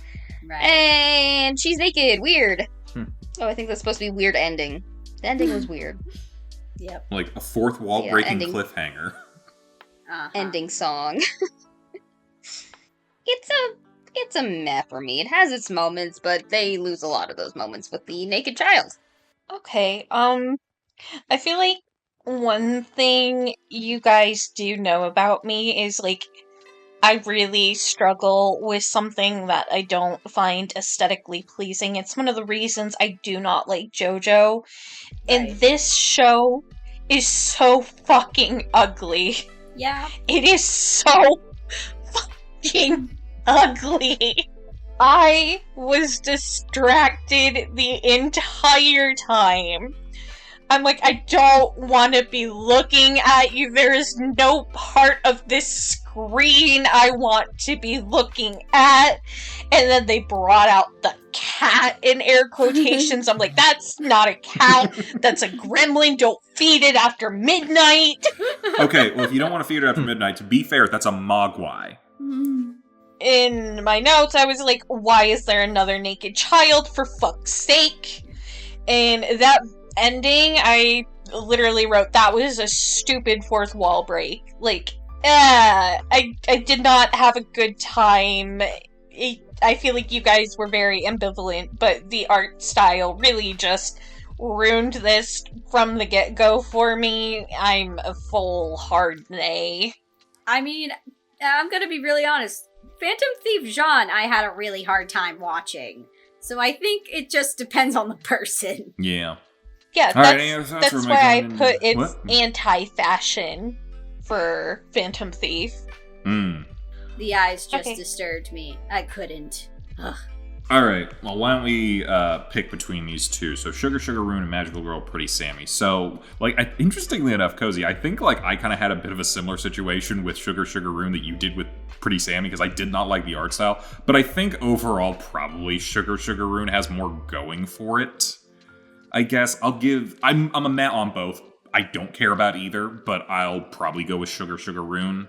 You can get Piss Heart. Yeah, I have like the exact same thought. I don't know. I feel like me and Al were on the same wavelength this round. I just like really don't care about either of these shows. But I think Sugar Rune was like slightly better and like just, I don't know. The other one, just like certain parts annoyed me more. So I think like Sugar Rune was just more benign for me. So I'll go with that one. I feel like we're on the same wavelength a lot every now and then. We're both watching Wedding Peach later, aren't we? This whole Let's save it episode for we've the been on the party. same wavelength. Watch us just like blow up at each other at the end. Yeah. So for both me and Gav, we both are going with Sugar Rune. Pretty Sammy's just boring, and the other one, like Sugar Rune, had some interesting concepts in there. So yeah. Yeah, I'm gonna go with Sugar Rune. Sugar Rune. I thought it's cute. Also Sugar Rune. Yeah, have we had any that were not a clean sweep I at this think point? we haven't disagreed No. at I don't all. think so. These are this has been the easiest week so far. Well, I can tell you this last bracket isn't going to be a clean sweep. Oh dear. At the very least, me and Cece have different Oh. winners. Oh boy, we got some contention. All right. Well, you know what? Let's get in there then. So Sugar Rune moves on. Let's check out the final matchup for today. We got Pretear versus Magical Princess Minky Momo. All right. So Pretear, due to her father's remarriage, Himeno Awayuki moves into a large mansion with a beautiful garden, the quintessential dream home. However, her new stepmother doesn't seem to like her. But Himeno doesn't have time to dwell on thoughts of hopelessness. Her new life is taken over by a group of 7 magical boys known as the Leaf Knights, when they ask her to become a magical princess who can borrow their powers. Although Himeno accepts their request and becomes the Pretear, she feels doubtful in her ability to protect the world and the source of energy for all life. Will Himeno be able to find happiness among her new family and save the Earth from the Princess of Disaster?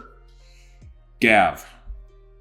Or Chibi. Right. Give us Hold Gav's thoughts. Wait, can I ask you a question? Who? Is Leaf literally L-E-A-F? L-E-A-F-E. L-E-A-F. Leafy? Yes. Am I saying it? Leafy. Leafy. Motherfucker! I think they were saying Leafy. The entire time I'm like, what is Leafy? Are they just mispronouncing life?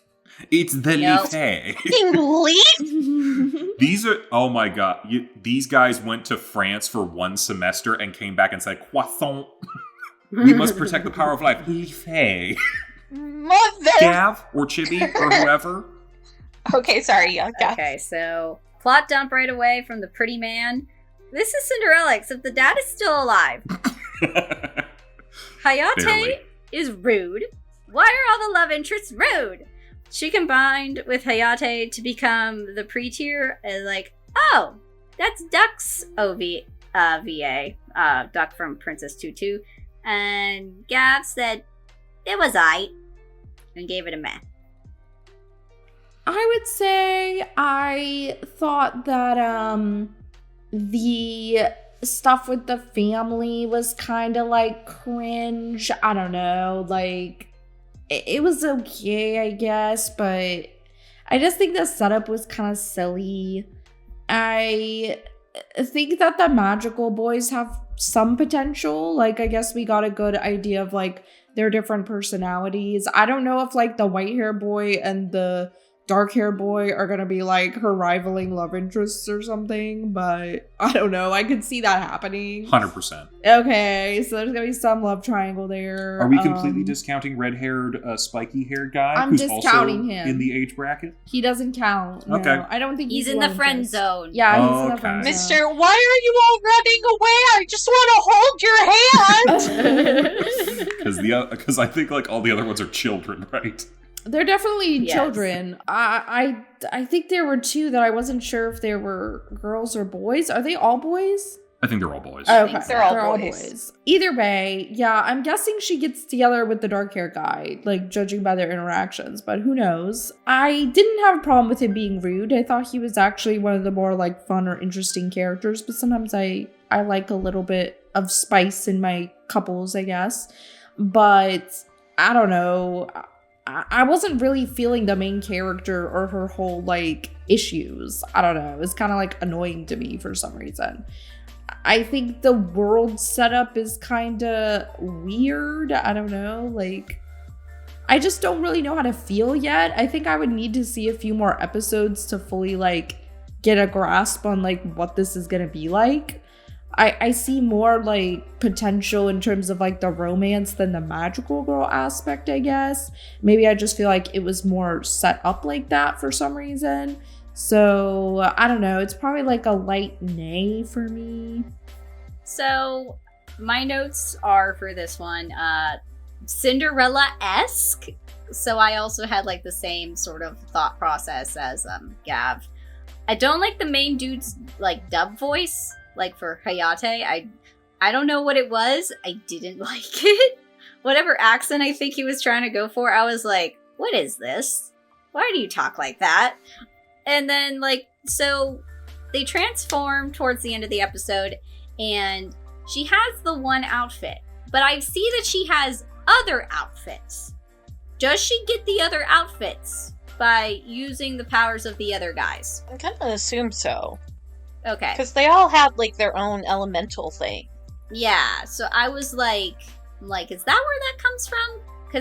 Which I'm like, that's a little bit of an interesting, like, thing to throw in there. As far as, like, me understanding what the fuck is going on with this show, you might as well have, like, shoved me into a dark forest because I am lost. So I'm gonna give this I'm honestly gonna give this an A because the execution, I think, was not done great. At least for me. So I looked into this show after I watched the episode. It's actually a very short show for a Magical Girl show. It's 13 episodes, and one of its tags is reverse harem. So I think every boy that is of teenage age is a romance candidate for her. So there's that. Please tell me it's only the teenage ones, right? I think, yeah, it's only the teenage. Okay. I can't imagine they would go toddler with it. I was a little scared, but thank you. Obviously, you know, everyone's going to bring up the Cinderella type story because I think that's kind of how it was meant to be written. I'm sure the magic and monsters plot gets more interesting as the episodes go on, but honestly, I would have just preferred a straight up Cinderella type movie where, yeah, the dad's not dead and, you know, he's kind of an idiot, but I would have loved it if it was just Himeno and her struggles trying to connect with her step family and her classmates. Like, if it was just like a mini series or a movie, I think that would have been a lot more interesting to me. Yes, I know there's 1,000 iterations of Cinderella, but I feel like this one could have been more interesting too because she has, you know, self-confidence issues on top of her being with a not evil, but a bitch stepmother and step siblings. So, but I imagine the magic and the monsters stuff gets more prevalent as the episodes go along. So I guess I give it a light yay for the time being. Yeah, I wrote, is this Cinderella? Is this Sophia the First? Because her dad is still alive. Did not really watch Sophia the First, so I don't know if her stepsisters are quite that evil, but they are also much younger, so I do know the vocal fry of that one child with the white hair. I was like, oh, we know that one. I probably know most of the voice actors in this. They're probably in everything else we're watching, but that one, I was like, I know him. Is that child's name TP? It's the bird. It's the bird. The bird is TP? I thought it was the youngest one. I looked it up. It's TIPI, but I only hear, like, toilet paper. Like, I get why this is a Magical Girl show, but it feels more like a team effort with all of the boys than, like, Magical Girl. And then, oh god, she's naked with a boy. That is worse. Yeah, this is a meh for me. So, funny enough, when I was watching this, the voice actors for what's her name in Hayate, like, that reminded me, like, of Kaname and Sosuke from Full Metal Panic. And then as I was really looking at it, I'm like, you know what? The art style also kind of reminds me of Full Metal Panic. I did not look into it any further than just thinking that, but being in that headspace kind of made me enjoy it more, I think. So, she has, like, an alcoholic dad. That's a really fun and neat twist on a Cinderella story. I did write, there is fashion here, but I don't know if it's good. Because some of how the boys were dressed, I was just like, did you get dressed in the dark? They're not from Earth. They don't know what fashion is. I'm like, is it that there was a difference of, like, culturally, like, what was fashionable here in the US versus Japan? Or is it they're supposed to be aliens and trying to fit in? Or was it just the early 2000s, man? or you said aliens. I thought they were fairies, to be honest. Yeah, but again, I'm deeming that alien. Okay. I really enjoyed the group dynamic with the guys and just kind of their whole, like, on Earth trying to find the Pretear, and they're just, like, really, like, whiffing it. I wrote, TP the bird looks like Biyumon's pre-evolution. No. What you would think. No. What you would think it would look like, not what it actually is, because Digimon can digivolve into, like, completely fucking wild things that have no relation. Yeah, did you watch O2? I've watched most of the series, yeah. Yeah, it's Hawkmon's pre-evolution Poromon. Yeah. But that does look like it would become Biyomon. You're absolutely right. Yeah, that's more what I meant. She had a very normal reaction to the boys, where at first she's like, yeah, I'm just gonna scoot this way, away from you. There was one point where I wrote, please, dear God, no, like, in the middle of all these notes, so I'm gonna assume there was, like, a really awkward angle where we were getting more skin than I was comfortable with, and the end of my notes were, and there it is, fucking heck. Because they did do the naked thing, and it was like, again, it's not like magical whimsy naked, you know? Not like Sailor Moon, like you just exist in shapes and colors. Also, there was a point where one of the guys screams, there's something in the water, and all I could think was, it makes the fucking frogs gay! I had a relatively fun time watching it, but again, I think it's because I was in the headset of, this is reminding me of Full Metal Panic right now, and I know that was a good time, so I'm probably biased. I'm overall like a light-ish yay, bordering on you're on thin fucking ice with the pervy shit. Cool, so you're all right about this dubbing thing. There's a lot of people from Ghost Stories and Full Metal Panic here because this was done by ADV. Kind of love it. I was having fun with that. So here's where everybody is getting it all wrong. This is not Cinderella, because the actual title of this is Pretear, The New Legend of Snow White. You did not think about the fact that she is being surrounded by 7 dwarves. Oh! This is so dumb. Oh! We're gonna let that. Oh, wait. We're gonna let that sink in for a second. Yep. My She also mind has is an evil blown. stepmom. Which means, obviously, since we all know our Disney, the stepmom is the Princess of Disaster. She's the evil queen. Okay. Yeah. There we go. All right. Also, she has Korra powers, I guess. Or, like, I guess Avatar Wan back in that, like, 2-part episode in season 2. If we're assuming that this is Snow White, then she wouldn't get together with any of the 7 dwarves. Is there another man? That's a good question. The happy ending is her father's no longer an alcoholic and is away from the clutches of the stepmother. That's the true happy ending. Or, going by Disney, she gets struck by lightning and falls off a cliff. Ah. So, anything's possible, really. Yeah, I just found that out. Other than that, like, I was enjoying this for the most part. I agree about the Digimon element. I enjoy the dub and the cast and all that. I like the message of eat the rich, which is always fun. Everyone seems to hate each other. I think that might be fun. And she's also, like, nothing for nothing. Can we give her points? Like, she has, like, points of depression, but she's also, like, kicking herself and being like, no, I'm gonna keep moving forward. She's single-handedly keeping this show out of the Papa Prozac bracket, and I think she deserves some credit for that. I like a protagonist with a remarkable level of self-awareness.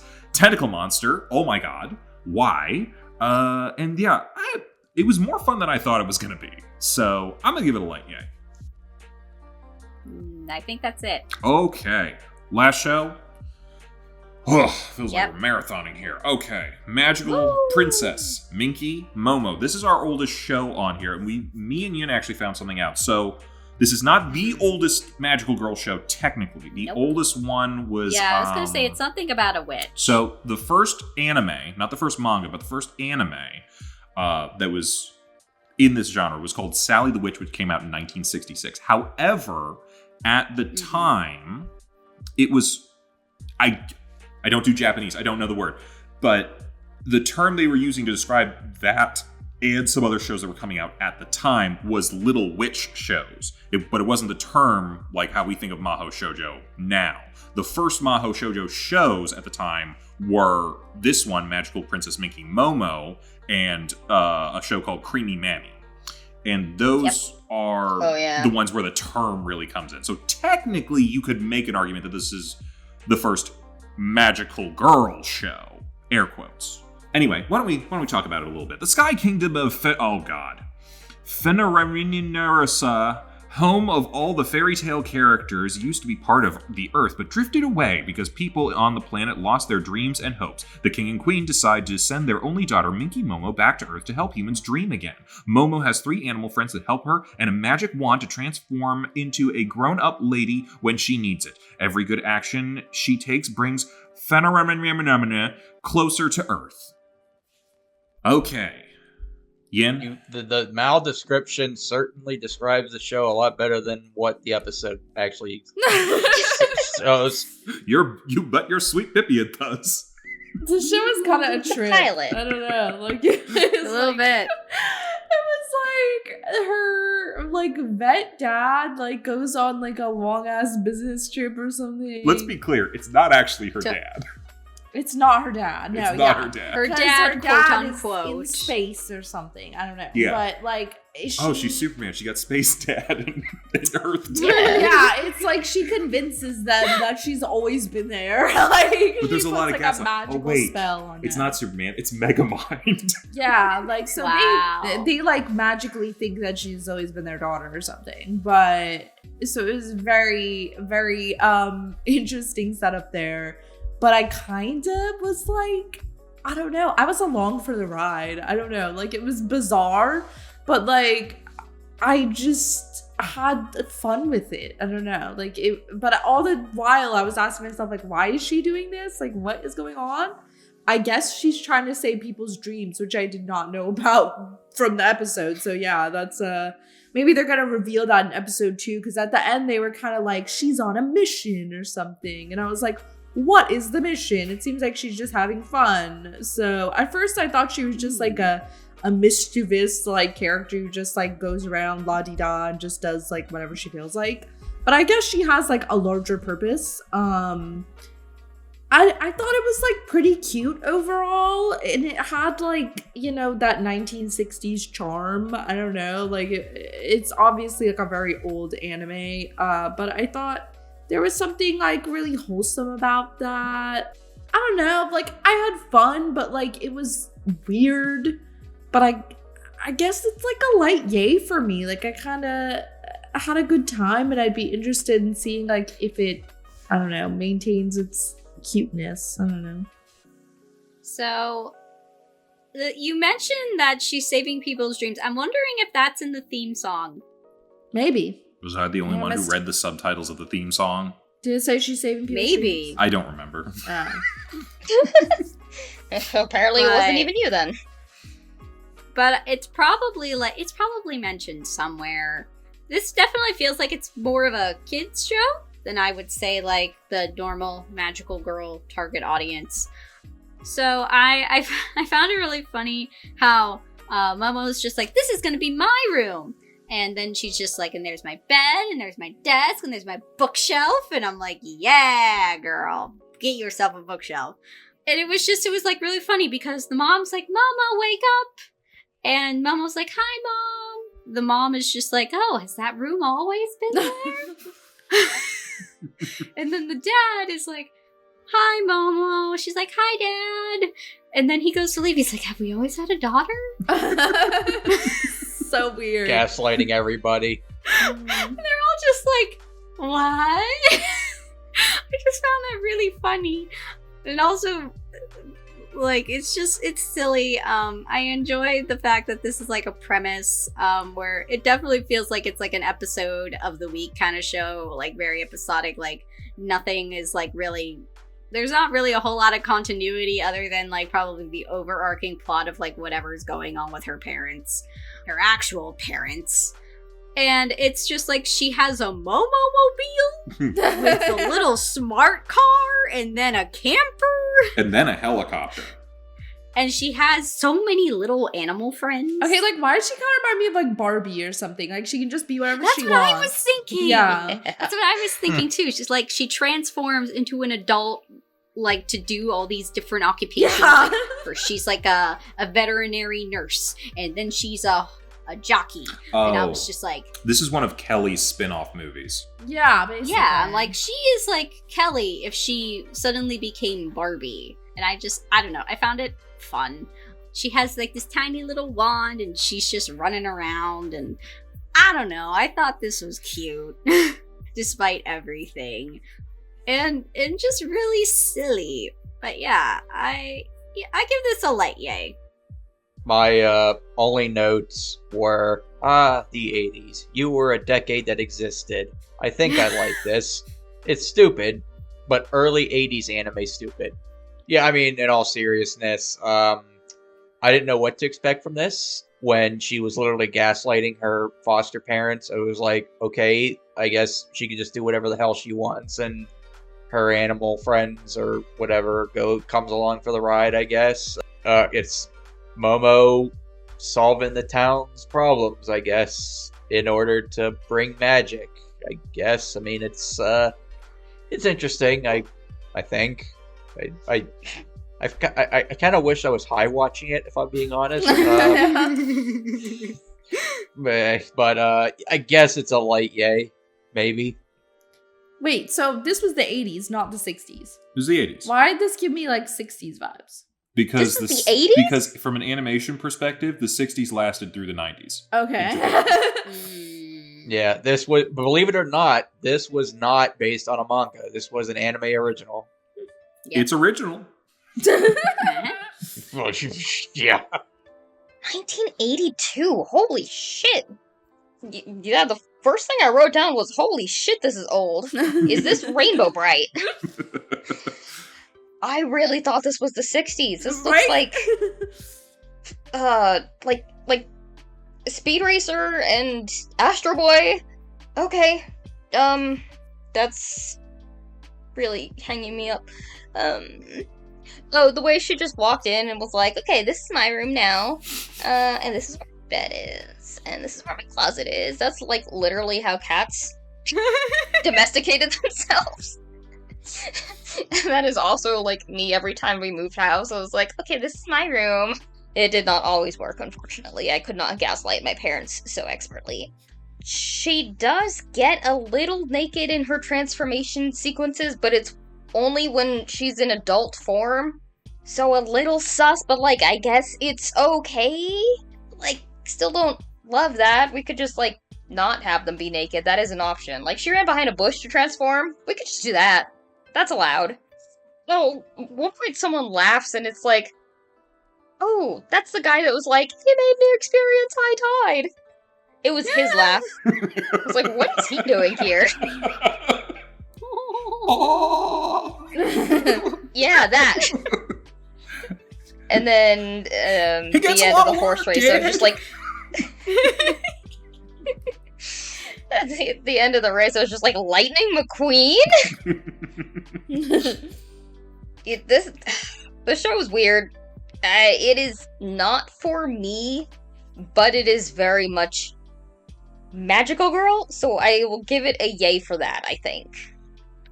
I really feel like the odd one out right now.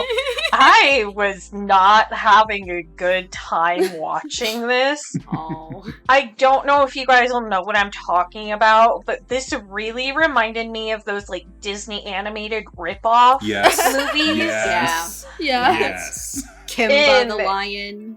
Oh my god. The entire time, I'm just like, it's so, Wait, hold up. Did like... you say Kimba? Yes. Kimba was the yeah. original. Yeah, Lion he's King. the original, like, 60s anime. Yes, Yeah. but that is what this reminds me of. That's not a Disney ripoff. We are not going to say that. With how she just kind of, like, came down and, like, put herself in their lives, I'm like, oh, like, it's kind of giving, like, Princess Kaguya, I guess. Yeah, that's true. Like, this really magical princess is just yours now. But she brainwashed them into taking care of her. Like, that's kind of like actual parasite behavior. That's just kids, man. They be like that. Yeah. I actually, like, before Al had even dropped the brackets to us, there was, like, a really interesting, like, mockumentary on YouTube about the failure of Minky Momo that I had watched. It was, like, 45 minutes. I will maybe see if I can find that and link it. just actually watching the episode, I can definitely see everything they were kind of talking about and why Minky Momo is really not held in high regards. Beyond that, we had Rapidash from Temu.com. I forget if there's anything worse than Temu at the time, but if there is, it is actually from that.com. And then, of course, we had the Lightning McQueen finish with the tongue. I don't know, like, the whole transformation into an adult, I feel like it's not very magical girl. It is just aging her up. And, like, if we're gonna say Conan can't be a magical girl because he was just aged down, he's not a magical girl then. But, like, yeah, I did not have a great time with this. And I think knowing, like, the background of Minky Momo, which I won't really get into here, we can get into it if it goes on. I don't know, I would not prefer to keep watching this, so I'm a nay. Counterpoint. When Minky Momo becomes an adult, she also gains whatever ability of the profession that she is transforming into. Conan gets no powers. Conan can't be a magical girl. I maintain she can't be a magical girl either. I argue the magic is her ability to get a profession every single time. Wow, she doesn't even have to go to school, you guys. If that's not magic, I don't know what is. I kind of thought this was Uncle Grandpa in a weird way, but like minus the acid. God. But also we're gonna still take acid. I hated Uncle Grandpa. Don't say that. No, Uncle Grandpa is like probably more annoying to me. But yeah, I don't know. Maybe it was the RV, the rainbow RV kind of thing going on, and like you're just gonna go to random places and then suddenly have the job of whatever you need to do the thing that makes the kid like. Am I wrong in this comparison at all? I've never watched Uncle Grandpa. Okay, good. Don't. But yeah. Yeah, I thought I'm gonna have to drop a picture in chat. Hang on. This is just a fun thing for me. I think her dad looks like Chuck Norris back in the 1970s, so that was fun for me. Yeah. Okay. I do want a poster of this girl that just says Gaslight Gatekeep Girl Boss, because that's all she does the entire time. Yes. Also, Kuwabara as a horse for all you Yu Yu Hakusho fans out there. That is 100% him. And it's the grandma from Dandadan as well as her mom, I guess. Not Earth Mom, but Space Mom. It seems like a fun show for kids.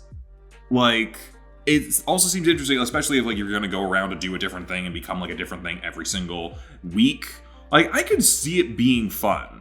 And like, I didn't really think I had too many issues with it, I don't think. It's a little bit on the older side, and it's a little like rough around the edges as far as the animation goes, but like, I was laughing at a number of things. Like,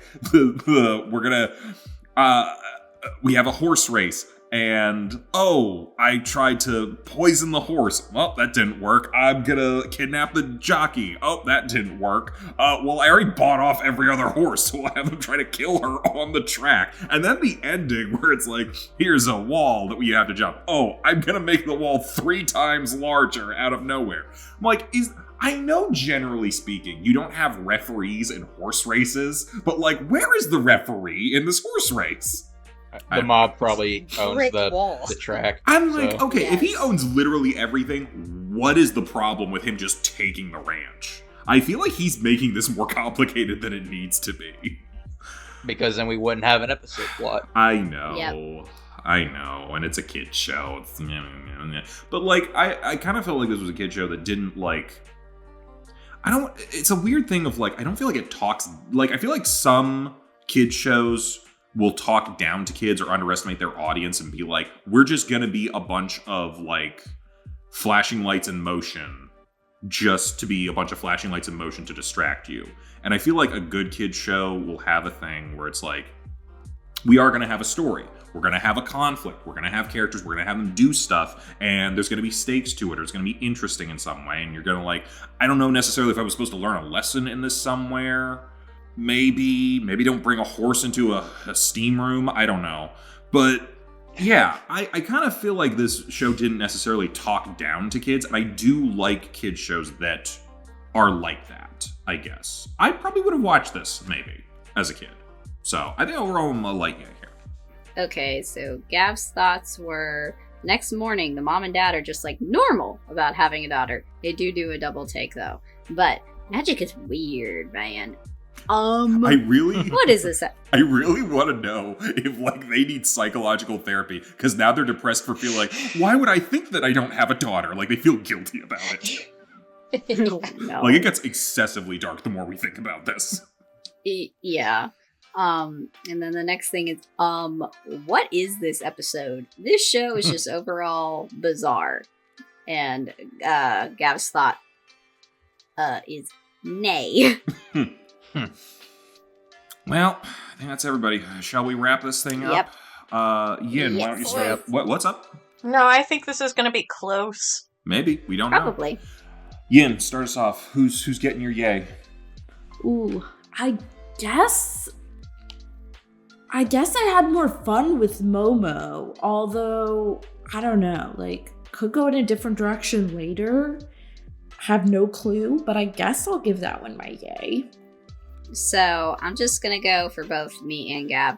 So my vote is for Minky Momo, just because I thought that was like a better time for me. But Gab's vote was for Pretear. My vote is for Pretear. It is Momo for me. Feels more like the magical girl. I am Pretear, so Al, it's Well, down to yeah, it's up to you. Oh, have I ever been the tiebreaker before? There we go. Oh, I feel so You may bad. have it. So. Yeah, you are always the tiebreaker because none of us can make a decision. Oh yeah, you guys in previous like tournaments had always like been like, well, I'm not gonna make a call. I don't know or something. Like, yeah. So here's the thing. I was a light yay for both of them. Oh, Interestingly no! enough, hear me out. Like, it's kind of, this whole bracket was kind of interesting because it's like the last matchup was like, I'm both meh, I don't care. This one's like, light yay for both. I could easily have either one go. I'm just milking this at this point. Okay. Honestly, between the two, I had fun in both. I think that I would rather go with Pretear because I think there's going to be more of a story there. And I'm more interested in what that story could possibly be. So I'm going to go Pretear, and they're going to take the win for that. Okay. Minky Momo is a no-go, and yeah. Well, Minky Momo is all on Crunchyroll for anyone who wants to keep What watching. did I waste my time finding it online to download and give to you guys then? I was about to say, does anyone want a spoiler for the end of the series because they stopped paying the animators? Oh, geez. No. Uh-oh. Yeah, you know what? Go for They it. fucking Maybe off mic. So they you don't hit her spoil with it. Tricune and she fucking died. Maybe do it off mic so God, you don't you should've spoil it kept for the watching. audience in case they're in. So wait a minute. Hold up. Kozi, are you telling me Truck-kun got a kill today? Truck-kun got Only 3 weeks because in a we row. voted Momo off. Oh my god. Truck got a kill. He didn't isekai. He straight up murdered her. Truck-kun got a kill. Oh wait, no, we were looking for Truck-kun denials. Wait, Sorry. did she revive or was she just dead? They revive her for another season with a different company, but no, at the original ending, she was just fucking dead. Because they weren't paying the animators to make the show anymore. That's a pretty good FU to the company. Yeah, nothing for nothing. Yeah. I think that's terrible that they did that to that character, but at the same time, I'm like, you know what? Good for you guys. That's great, actually. It is so fucking funny to watch it. That's kind of an Arthur Conan That's a- Doyle a little bit. Remember, he killed off Sherlock because he was like, I'm sick of writing this fucking Yeah. character. And then they made him bring it back. I'm guessing this is why it's so looked down upon then, is because of its history, I'm assuming. Yes, because they stopped paying the animators and it got progressively worse because they were not being paid. And on top of it, like, it really doesn't have much holding it together. And when it got brought to America, I'm not sure if they were just trying to, like, make something back on it, but the dubbing is not good. Ooh. I don't even think I could find it. So that says It must something. have been really not good. I'd admit. Yeah. I mean, to Yeah. be fair, back then, I don't think there was a whole lot of great dubbing just because they just weren't doing a whole lot of good Yeah. dubbing work. But yeah. Also, Al, who said I didn't watch your thingy that you made for us? I just know because I was looking on the thing the other day. I was looking for a magical whatever. I know you watched the thingy that I made. I'm just saying, what was the point of me looking for a show from the 80s that was very difficult to find if it was just on Crunchyroll anyway? For me, because I refuse. Google it. And then that's where I'm like, oh, it's like where to watch. Oh, I can watch it here? Okay. Because Crunchyroll is a very shitty company that's monopolizing anime in English. I mean, Yep. not and we surprising. don't stand. Yeah. Alright, so, to recap today, Cardcaptor, Sakura, and Saint Tail won for their rounds in Collect 'em All 2 Electric Boogaloo. And Sugar, Rune, and Pretear get to go on to the next round for the I Just Can't Wait to Be Queen category. Shall we talk about next week, our final week of our preliminaries? Woo! Yeah. We got the Papa Finally. Prozac category and the Almost Power Rangers category. I feel like I'm being very insulting by saying Almost Power Rangers, because Power Rangers basically are magical girls. But, yeah. So, alright. We got some big ones for this ending bit. Our matchups for Papa Prozac are Madoka Magica versus Magical Girl Sight, and Yuki Yuna is a Hero versus Magical Girl Raising Project. And for our Almost Power Rangers category, which is basically anytime we had like a large group of color-coded people, which is basically almost this entire tournament, but these one felt maybe the most like it.